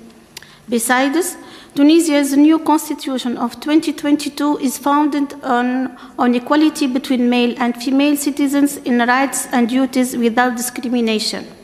Furthermore, it's important to emphasize that Tunisia has adopted in 2017 the law on eliminating violence against women. The law aims to put in place measures to eliminate gender-based violence against women in order to achieve equality and respect for human dignity by adopting a comprehensive approach to prevention of all forms of discrimination. In fact, a new national strategy has been implemented by our government in order to strengthen the role of women in society and in political life. The strategy aims also to eliminate any form of violence against women. Tunisia has been chosen as a capital of the Arab women in 2019, and its policy has led since 1956 to following results. In Tunisia, we have 60% of graduates are women, 60% of doctors are women, also more than 40% are magistrates also are women, 40% of diplomatic corps are women also, more than 55% Tunisian women in the field of scientific field. In this special day, I would like to congratulate Romania for the importance it attaches to the presence of women in public and especially in political life. Finally, I would like to stress that my country is supporting cooperation in the area of reinforcement of women's rights as it considers it as a pillar of national policy, and as we are aware of the importance of the role of women in building a peaceful world in conformity with the Resolution 1325 adopted by the Security Council of the UN and all international instruments. We are, however, convinced that supporting the rights of women depends on concerted efforts and further coordination among all actors, which will allow immediate protection of the right of women to be equal with men. This requires more participatory action, coordination of efforts on the international, national, and regional levels to have a positive impact and continue on the path of struggle in order to eradicate all forms of discrimination against women. I am very proud of the experience of my country, but I believe that till now there is much to do to achieve our objective. Thank you for your attention. Thank you. Thank you, Your Excellency, and please allow me to wish you and for your Excellency and for your country all the best on the National Day, and thank you and the deep appreciation that near this event you are near us and you have time for us. We appreciate it a lot. and we appreciated our bilateral relation between our countries, and I am sure that in the future, not just in this field what we discussed today, but in the other fields also we will have success in our partnership. Thank you a lot, Your Excellency. And now please allow to me to ask Madam Ambassador of France and of Georgia, they are near us. Please, Madam Ambassador, if you honor us with your point of view. Thank you a lot. Based on our partnership, bilateral partnership, and based on our common activities, we are very happy and honored that you are here. Please, the floor is yours, Your Excellency. Thank you very much, Mrs. Minister. Thank you very much, Mrs. President, for this initiative. As my German colleague said, as many events we can have, the better. And by the way, we also have in France adopted document on feminist diplomacy, which is not feminine, you know, it's not the fact that we are women to do it, but it's a manifesto that spreads in the different countries and in the different forums, because we believe it's not a national issue, it's a European issue, as you rightly stated in your document, but it's also something which is very necessary in this period. Violence, war, solidarity is very important so that we can make progress together. Feminist diplomacy means, as all the colleagues stated, that we have quotas, we have sanctions in the national forum, and it's never evident. We always have to fight, even sometimes against women, because they underestimate their capacity to have more power in society. And I feel we always have to be united like that, to explain that a society which is not equal is a society which is not democratic, and a society which is equal goes in the direction of progress in terms of, as well, in terms of the political sphere as well. If we impose quotas, it's not because we like it, it's because you have fundamental reasons to have it in societies. It's because, you know, the public will getting far away from politicians if they don't reflect society and what society wants. What society wants today in France and in Romania, they want equality. We have an agreement, a bilateral agreement, for instance, but we also want to present in the international multilateral world those principles. And that's also why we feel at the French embassy that it's not a question of, you know, giving lessons to anybody, but it's a way of working together to find the best way, best practice. So again, thank you so much, Mrs. Biro. Thank you for the minister for staying with us, and don't be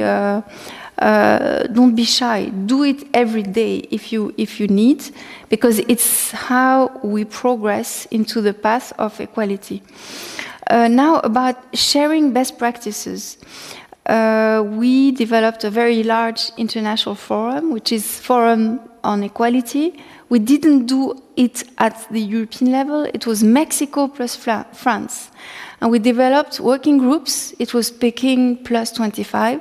Working groups, because in all aspects of our foreign policy, international life, it is very important to remember that there is a role of these feminist activities.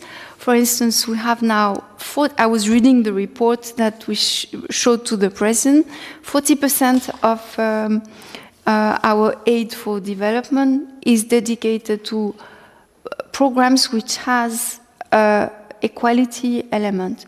we also have in this period of neighboring with Ukraine a very strong commitment against human trafficking, and we have those elements with all the international organizations we are working with. And Romania can be proud as well, because we developed so many working elements with the project, with the civil society, that we were able to develop it towards against human trafficking and equality of gender in this crisis with Ukraine. I can take many examples. We work with your national agency, having an agreement in bilateral on reproductive rights, on campaigning, on giving examples, but also having a call for projects. So newcomers in Romania can enter into this call for project. This year we have been having 10 projects with different NGOs, and we liaise all together. We never do it in a kind of a competition. With Sweden, I already mentioned it. For instance, with Germany, we convinced Annalena Baerbock to have also this type of démarche in the Franco-German partnership. And now my German colleague presents a feminist diplomacy. Of course, we have quotas. Of course, it doesn't relate only to public administration. We had this directive on women on boards. We have a project with the technological IT women. We are very proud about them because they are so active and successful. Those successful elements of our projects can also help the weaker parts. We have very small NGOs that enter into our call for projects, and we can help them. They are doing shelters for women abused with domestic violence or with human trafficking. We are working as well with the police people. So meaning that there is, for every day of our life in Romania, a possibility to work on this topic. I will not take again the examples which were taken by my colleagues, because we have the same experience. It's not because we are a big country and France that the quotas are respected. And I was reading in the document of the German colleague, because he left, that the difference between France and Germany, look, we started feminist diplomacy 3 years ago. And already in foreign affairs and in projects and the different levels, we achieve results. Now the Germans are starting. They have only 27% of women being at the high-ranking officials in foreign affairs and in embassies, and it goes very quickly. To finish with, Mrs. President, because it's here a very special period. We are all aware that you are having 4 types of elections and all parties are concerned. Not one party or the other, even the most progressive parties in European Parliament, it will start like that. Whatever we can do to help to promote equality, I was thinking of inviting Michèle Tabarot. Michèle Tabarot is a woman coming from a very domestic background. She's from Drôme, and she launched this idea of feminist diplomacy 3 years ago by a report, 60 propositions, and at the end of the day she managed to convince. So it was bottom-up initiative, and it went, so probably it's too late here because we don't have the legal framework before elections. The manifestos are here on different aspects, but not on the political life.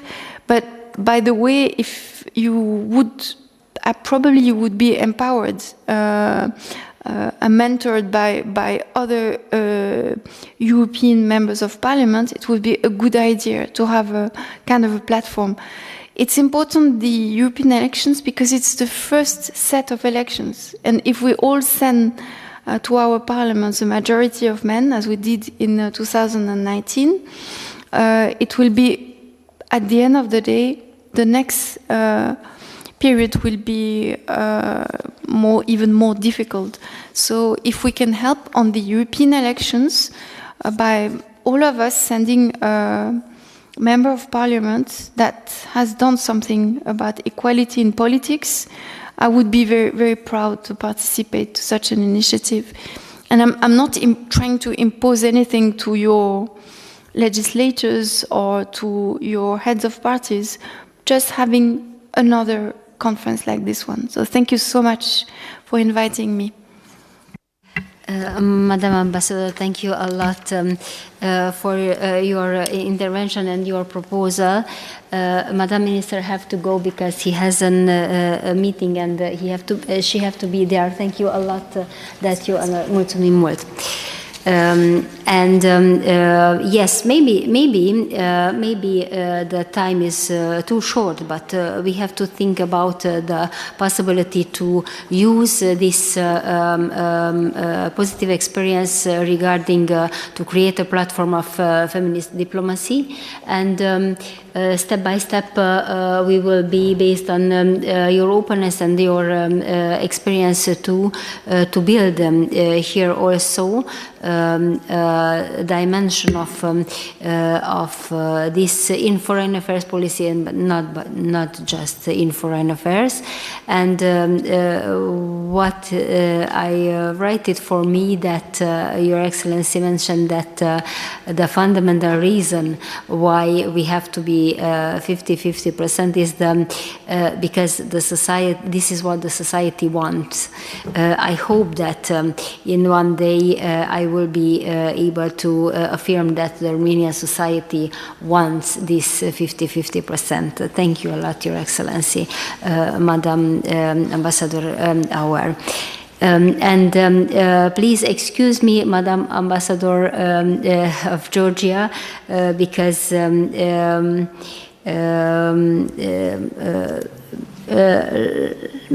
I think that unfortunately, Monday being a day in when our parliamentarians has meetings, now we are just in this format, but what I can assure you that your contribution will be say and will be analyzed by each of us in our political parties and in the based on the openness of the women regarding this issue. So, Your Excellency, Madam Ambassador of Georgia, please, the floor is yours. Thank you very much. Thank you, Ms. Biro, and all distinguished participants. Thank you, dear colleagues, to be together today, and thank you for this opportunity to share our experience, and my high appreciation to all previous speakers for their valuable contribution. So Georgia and Romania are strategic partners. We share same values, same interests, and our cooperation covers a wide range of issues. I believe gender equality could be one of them, and I hope, Madam President, you will champion this idea during your forthcoming visit to Tbilisi to strengthen parliamentary dialogue. So I will be very brief. Firstly, I would like to briefly touch the issue of quota system. Women's solidarity in Georgia helped to drive the challenging process of adopting gender quotas in the electoral code. In 2020 elections, based on quota system, women increased their participation and the share of seats in parliament from 14% to 20%, breaking decade-long underrepresentation of women in politics. As a result of these legislative challenges to the electoral code, the number of elected women to proportional system in local councils increased from 90% to 31%. Of course, it's not enough. However, the role of gender quotas is highly acknowledged by Georgian society and political parties. Our target is 30 women MPs for next election, 2024, and 50 out of 150 MPs for 2021 to be in line with European directives. Of course, there is lots to learn and share from best experience, and what is important that Georgian civil society is very much involved in this process, and politicians are open and motivated. The second, I want to say a few words about the special role of women in peace building and conflict resolution. Ms. Biro already mentioned working on gender equality issues has become more important, taking into consideration various modern crises, including military conflicts, health crisis, and other social economic consequences particularly affected women. Georgia is familiar with conflicts too well. From old and modern times, Georgia was the first country to experience Russian aggression in 2008, and we continue to live under very fragile security environment due to the ongoing illegal occupation of 20% of our territories by Russia, so we well understand the value of peace, as all of us in this room. We believe that women, peace and security must be seen as holistic part of peace and security agenda. And this agenda is about making the Georgian government approach to addressing and resolving conflict in a more representative and more effective way.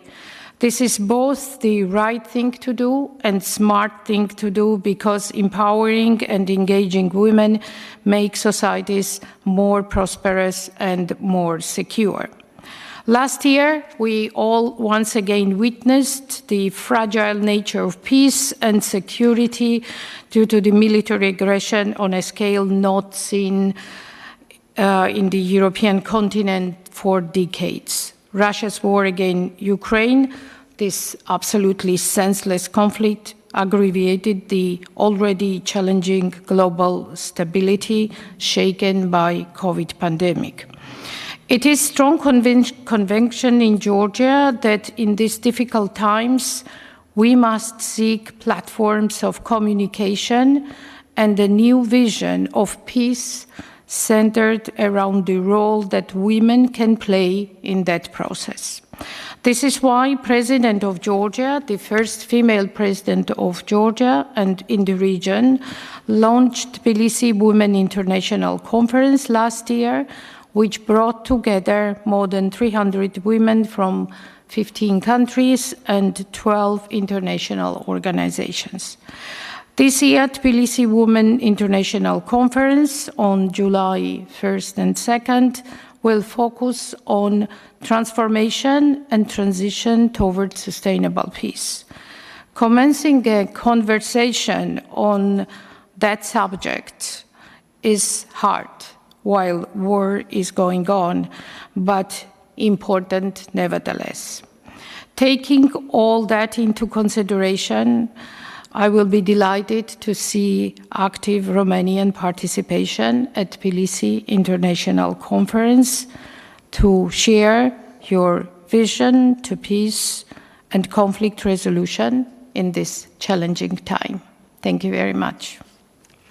Your Excellency, thank you a lot, and thank you the fact that you are here today with us. I am sure that this topic is just one topic in our partnership in which we are indeed partners, and I am sure that what we see in your country regarding the equal chances between women and men could be for us also a good example of what we have to follow.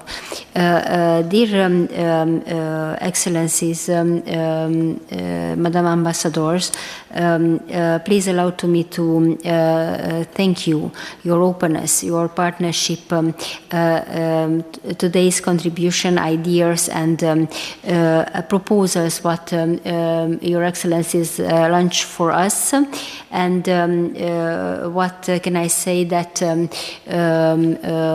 we discussed with Madam Minister before she left, that we will transmit these ideas and these proposals and examples for our colleagues to try to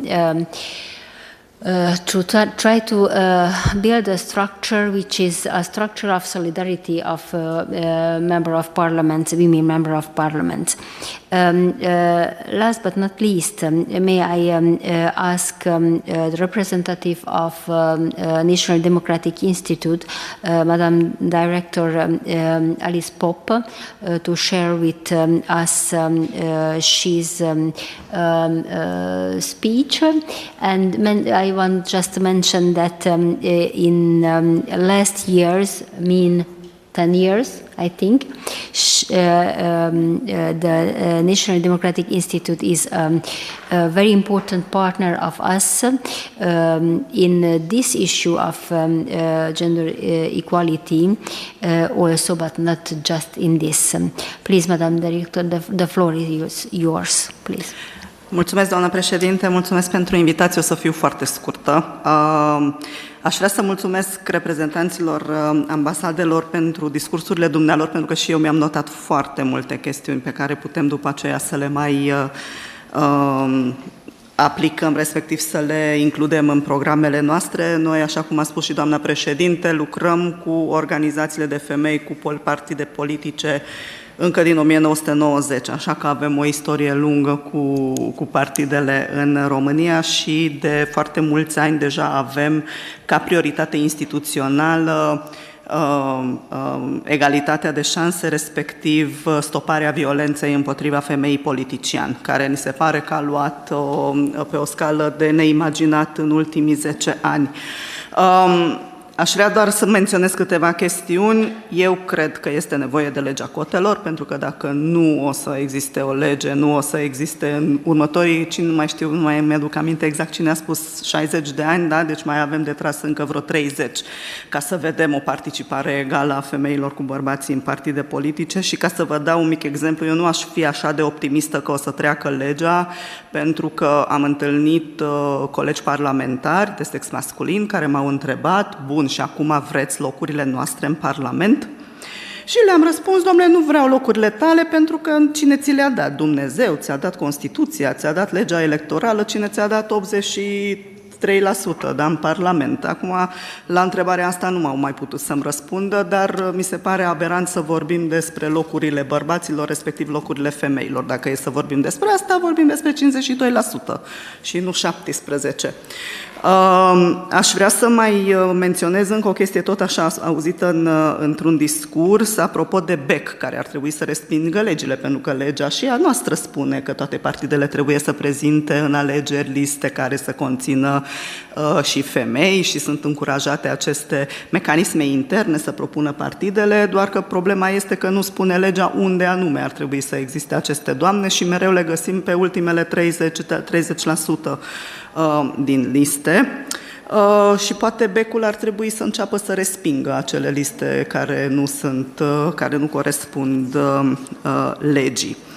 Și o a treia mențiune ar fi rolul organizațiilor de femei sau a rețelelor de femei, pentru că nu toate partidele au organizații de femei. Mie mi se pare foarte, foarte important acea parte de coaching despre care am înțeles și pentru femei, dar și pentru bărbați, pentru că avem nevoie de men allies, cum spunem noi. Avem nevoie de bărbați care să susțină cauza noastră în toate partidele.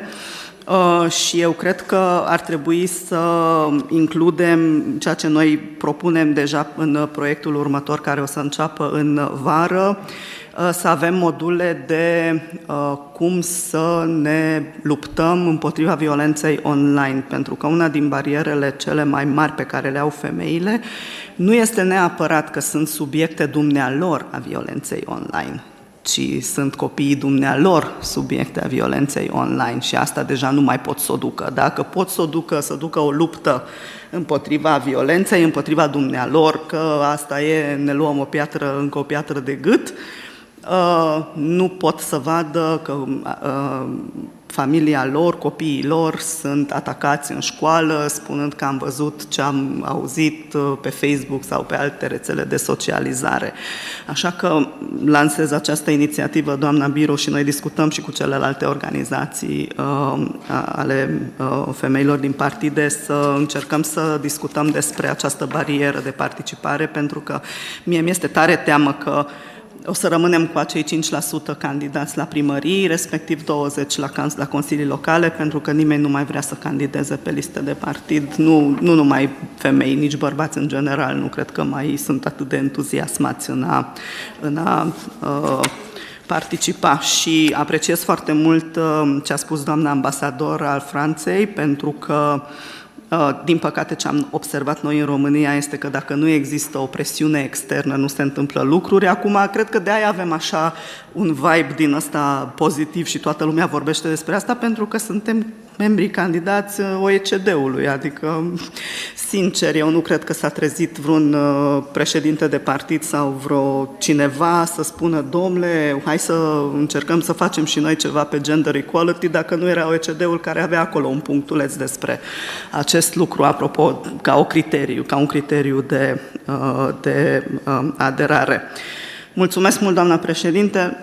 Rămânem în legătură, așa cum o facem de fiecare dată, și sper să putem să creăm și noi un cadru prin întâlnirile pe care le organizăm odată la 4-6 săptămâni cu doamnele din Parlament, respectiv din administrație, și acea solidaritate feminină de care toată lumea vorbește. Da, bine că voi sunteți solidari toți ceilalți. Și aș vrea să închei cu un citat. Mă rog, nu este un citat, este ceva ce a spus doamna prim-ministru al Australiei acum ceva vreme, apropo de competențe, că aș vrea să văd un număr la fel de mare de femei incompetente în politică cât sunt și bărbați incompetenți. Mulțumesc frumos!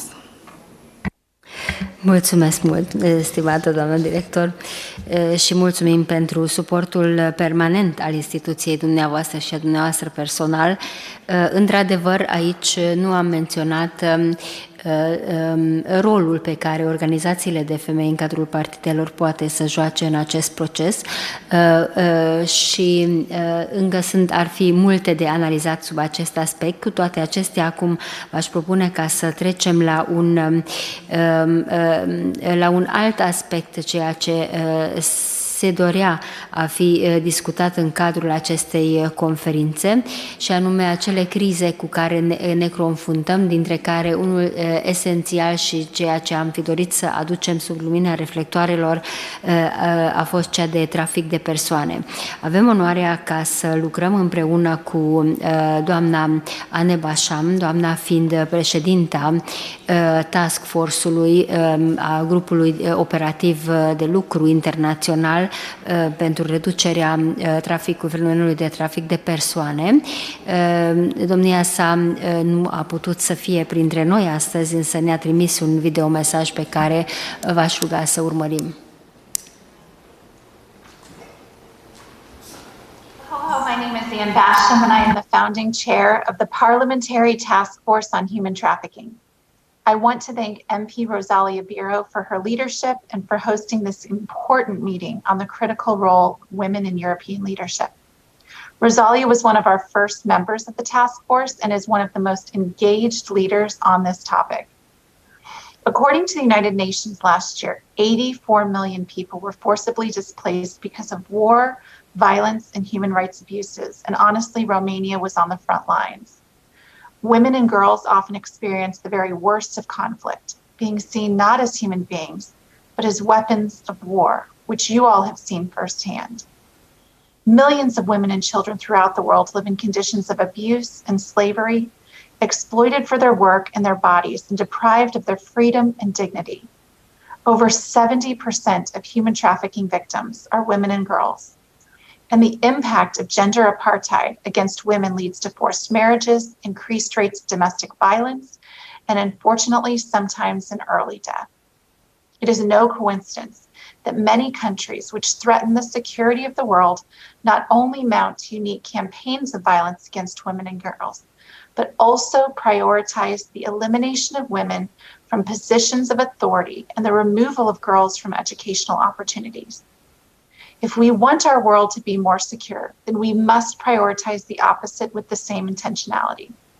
The inclusion of women in the pursuit of global peace and security is critical. 1 year ago, at the meeting for the report on peace building and sustaining peace, UN Secretary General Guterres stated that we must balance the scales of power and participation equally for women, including as peace builders. When there is a lack of significant female representation in positions of government, business, and judicial leadership, there are fewer freedoms for women and fewer laws addressing modern slavery, child brides, and forced labor. When more women are in positions of leadership, everyone benefits, especially during times of crisis. Women's economic participation and empowerment are an essential component of good defense policies, conflict resolution, and restoration efforts. Legislative solutions have a better chance of implementation when women have a seat at the peace table, and frankly, often because of their lived experience expertise. In a world that is deeply divided on various issues, there is agreement among many on this. Human trafficking, violence against women, and the removal of equal educational opportunities for girls must end. If we want a more peaceful, secure world, all countries must place a greater priority on the education of girls and the leadership of women. This is critical, not only for humanitarian reasons, but as a primary preventative diplomatic tool to increase the security and the stability of the world. Currently, the single greatest predictor of a person's safety or success in much of the world is their gender, and this must end. Today, we applaud the many brave women in leadership, especially those who are survivors of human trafficking and abuse, who often lead at the risk of harm to themselves and their families. They are working to end the cycle of gender discrimination, violence, and modern slavery. Thank you all for meeting today to discuss this important topic of gender equality in Europe. Thank you. Thank you a lot. Mulțumim mult, doamnei Anna Basham. Aș dori doar să subliniez faptul că domnia sa conduce și coordonează activitatea unei task force internațional și din acesta facem parte și noi parlamentari din Parlamentul României, pentru că fenomenul este de așa natură și așa gravitate încât trebuie să construim acea solidaritate de a fi abordat acest fenomen pentru a fi redus la nivel internațional. Și avem printre noi astăzi aici și mulțumim de prezența domniei sale pe doamna președinte și fondatorul organizației Fundația United, o organizație care a apărut ca și o viziune în 2010 și care după aceea a evoluat într-o platformă foarte importantă în momentul de față, prin faptul că de fapt este acum puternic înrădăcinat în unirea celor mai bune practici în ceea ce privește acest fenomen negativ, în ceea ce privește exploatările sexuale, în ceea ce privește traficul de persoane. O avem printre noi pe doamna Elizabeth Good, doamna președinte, și aș ruga-o ca să ne facă o prezentare a succesului domniei sale și a instituției pe care o conduce în acest domeniu destul de foarte, aș zice, de o gravitate însemnată în ceea ce privește fenomenul și necesitatea de schimbare în acest domeniu care este de urgență maximă. Madam President, the floor is yours, and thank you a lot. We are very honored that you are here with us. Thank you so much for having me, Honorable Ms. Biro. And to all of the ambassadors, thank you. What I'm going to speak about is very similar, and it's the root level of everything we've spoken about today. As I've sat in here and I've listened, I was thinking of stories when the ombudswoman said that the last 30 years there hasn't been much change. I have been saying for the last couple of years, I feel like the last 30 years prepared me for today. Because when I look back, my career in my 20s, I was in corporate America, so the private sector. I was in advertising, NBC, ABC television. I was one of the first women to file a sexual harassment suit back then. And when I look back on that, I remember I probably never would have done it if another woman hadn't said to me, "Are you sure you're okay with that?" And I think as women that are, keep pushing, sometimes we're like, I can handle it, I got it, I have it. But it's the stopping and taking a moment to see what we have to address and encouraging each other to address it. And so after that, the next decade, I left that, I received my master's in clinical psychology, and then I went on to raise my children, but worked in ministry. I was a pastor at a mega church outside of Chicago, which means thousands, 30,000 people, in a very affluent suburb. And what I saw there were secrets and a lot of things hidden, and power and control at play again. And I think the dynamic that you guys are addressing and that we're all looking at is the dynamic of power and control. And power and control plays out in any abusive situation. And what happens is the root level issue of that is what we really have to pivot to. Because the last 10 years, I ran safe housing for sex trafficking. And I could tell you during that time, I worked with over 5,800 survivors of sex trafficking. But the survivors' stories, as I built the programs and worked with the team to lead their groups and hear their stories were really no different than mine. And I would bet a lot of them are no different than yours and many of our colleagues. Because at the root level, I think what we need to look at and address, and what kept me silent and needing to be prodded through my decades leading me to running sex trafficking organizations, is my own sexual abuse. I think being abused as a child takes something away from you. It silences you. It deadens your voice. It deadens your power. Before you even know you have a destiny, it gets silenced. And so what I learned when I stepped into the sex trafficking arena, because prior to that, whether it was one of the very wealthy housewives on the North Shore of Chicago that couldn't stop shopping or was very good at hiding the bruises that her husband would leave behind the hairline so that she didn't look inappropriate to attend a gala, that the root level is what we have to address. Everybody has issues underneath. So when I led sex trafficking, when I am leading it, what I know now is the root level issue is that 1 out of 3 little girls are sexually abused today. And this stat is anywhere in the world. It's any zip code in America, and it's any country globally.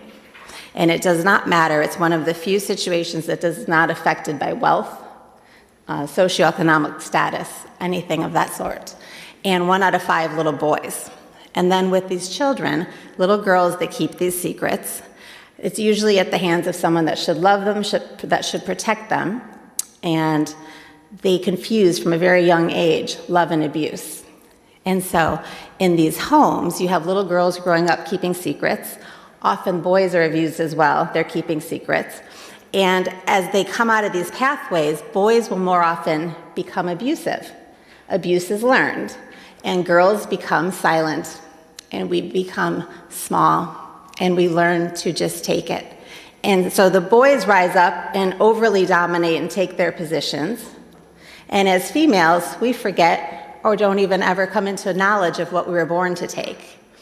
And if you play it out a little bit more, the 1 out of 3 little girls that are sexually abused, when it's chronic, they'll typically run away. So 12 to 14 is the age, and I've been all over. I remember being in Australia and landing and seeing their signs. We fight childhood sexual abuse to the highest degree of the law and, highest prosecution, but yet when I met with the head of their police department, I said, what age do you stop caring about the child? And they said, what are you talking about? And I said, if you are pursuing childhood sexual abusers at the highest degree of the law, what age do you stop caring? And he's like, I'm not following you. I said, what is your age of consent? And he was very confused. And I said, you know, I told him the story that a child that has been sexually abused at home will run away. And between 12 and 14 is when that child will hit the streets. The youngest I heard was 11. She said, I just knew what was out there had to be better than what happened every night in my bedroom with my dad and my brothers. And the chief said, we don't have any children on the street like that. And he was, you know, up here as the chief. And his street crimes girl, she said, you know, she said, sir, I hate to disagree with you, but we have children all over exchanging sex for survival. And then those children ultimately don't have a pathway out, and they don't have somebody to help them understand where their identity is and who they are. And that is when what we know now, statistically, again, anywhere around the world, within 48 hours, 80% of runaways will be approached by a predator, a trafficker. And he literally just has to say, are you hungry? Do you need someplace to sleep? Hey, I bet your parents didn't love you. I'll love you. And they think, oh, I've been rescued. And typically they're sold 15 to 40 times a day for up to 7 years. And that same cycle of power and abuse is really not very different than many of the women that I've watched that have found themselves in domestic violence or abusive work situations, living under our purpose, right? And not being able to rise up. When I ran safe housing for the last decade, the girls that came through and shared their stories, all of their stories were the same. So the one thing that I know is that it's textbook. It is absolutely textbook. Sexually abused, somebody run away, 48 hours. But what's different in that, and what you guys might not be aware of, that we also have the patterns of generational patterns, generational sin, generational brokenness, where mothers are not getting their healing. And mothers aren't able to be the advocates. In familial trafficking, because I explained to you the basic trafficking where someone's abused, they run away, this is what they run into. There are situations where the family is trafficking the children. And in those, the stats are greater of the women trafficking their own children than the men. 65% of familial trafficking happens at the hands of mothers. And so there's an issue that I've always called people to look at is our own secrets that we still keep, what we can't get free of.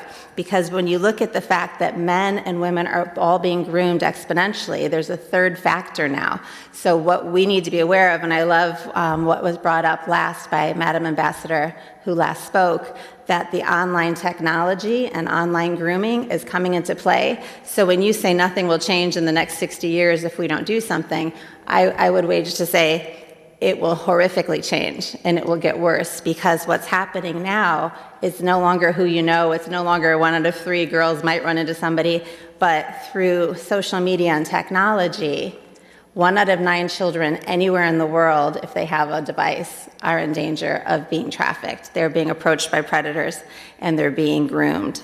And what happens with this online stuff is not only are there predators coming after them, but for any of you that grew up in your youth and were exposed to any level of pornography, back in the day, pornography was airbrush Playboy. Today, pornography is abusive, more power and control than we've ever seen, and it's little boys dominating and violently hurting young girls. And the pornography that these kids are seeing, research is showing us that it is actually changing their neural pathways. So children, research is saying by 8 or 9 years old, addiction is formed and neural pathways are being changed. And so these boys are being groomed through social media to be abusers. So we had a natural pathway before. Now we have an exponentially accelerated pathway because of what's happening online. And the intervention points have to happen. And so as everybody said, education is essential. What I know after running safe housing for a decade is that that is just a Band-Aid. It's a Band-Aid on a pandemic. Because sitting here today, I think it's important to note that Romania, I think it's brilliant that you're doing this, because this is the epicenter of the problem. 77% of survivors of sex trafficking or victims in Europe, 77% are Romanian. So you got to think about what are the generational patterns here that we really need to look at and break. And if you also, there was a study, London police investigated 186 brothels. In those 186 brothels in London, 88% were Romanian.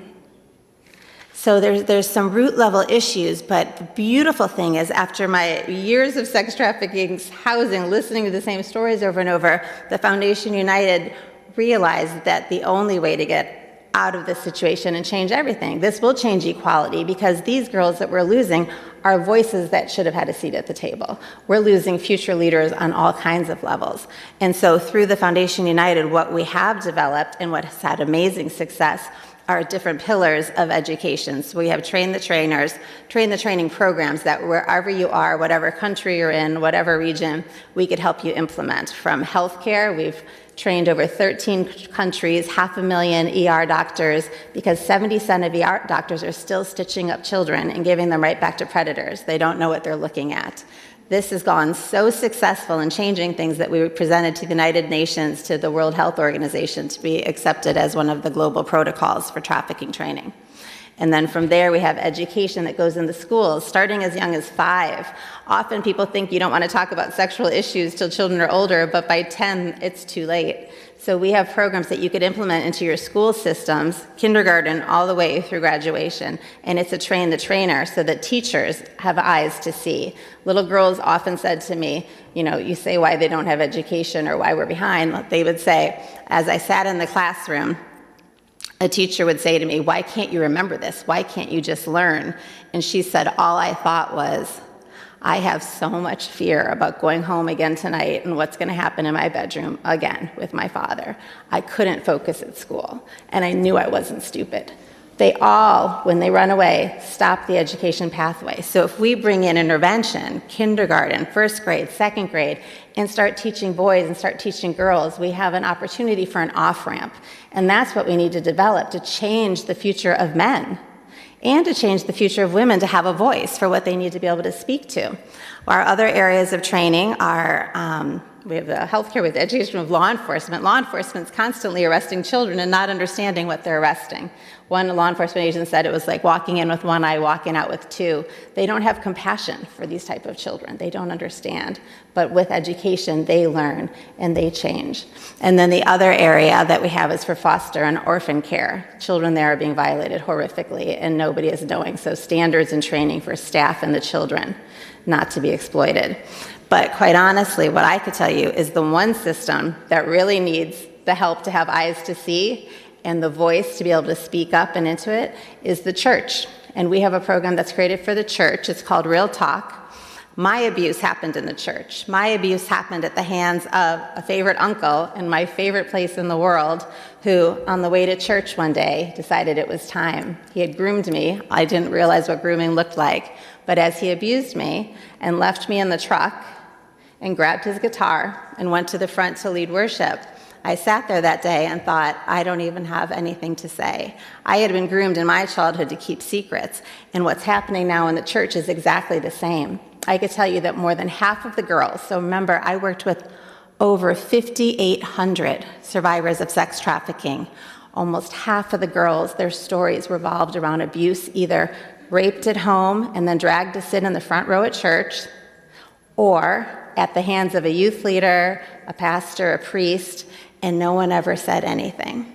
And the church is the one system, we've discussed many systems, but the one that has the power if it operated the way that it should, right? We have the power to change anything.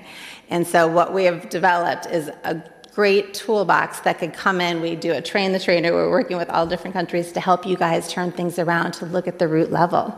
Because I believe we could stay and talk on a symptomatic level, you know, and it is preaching to the choir because we all believe and that's who fills the rooms, or we can get in at root level and change everything, because the only thing that's going to change is a child that's raised to see things differently, a girl that's raised to have a voice, because boys are exponentially now being groomed to be abusers and our girls to receive it.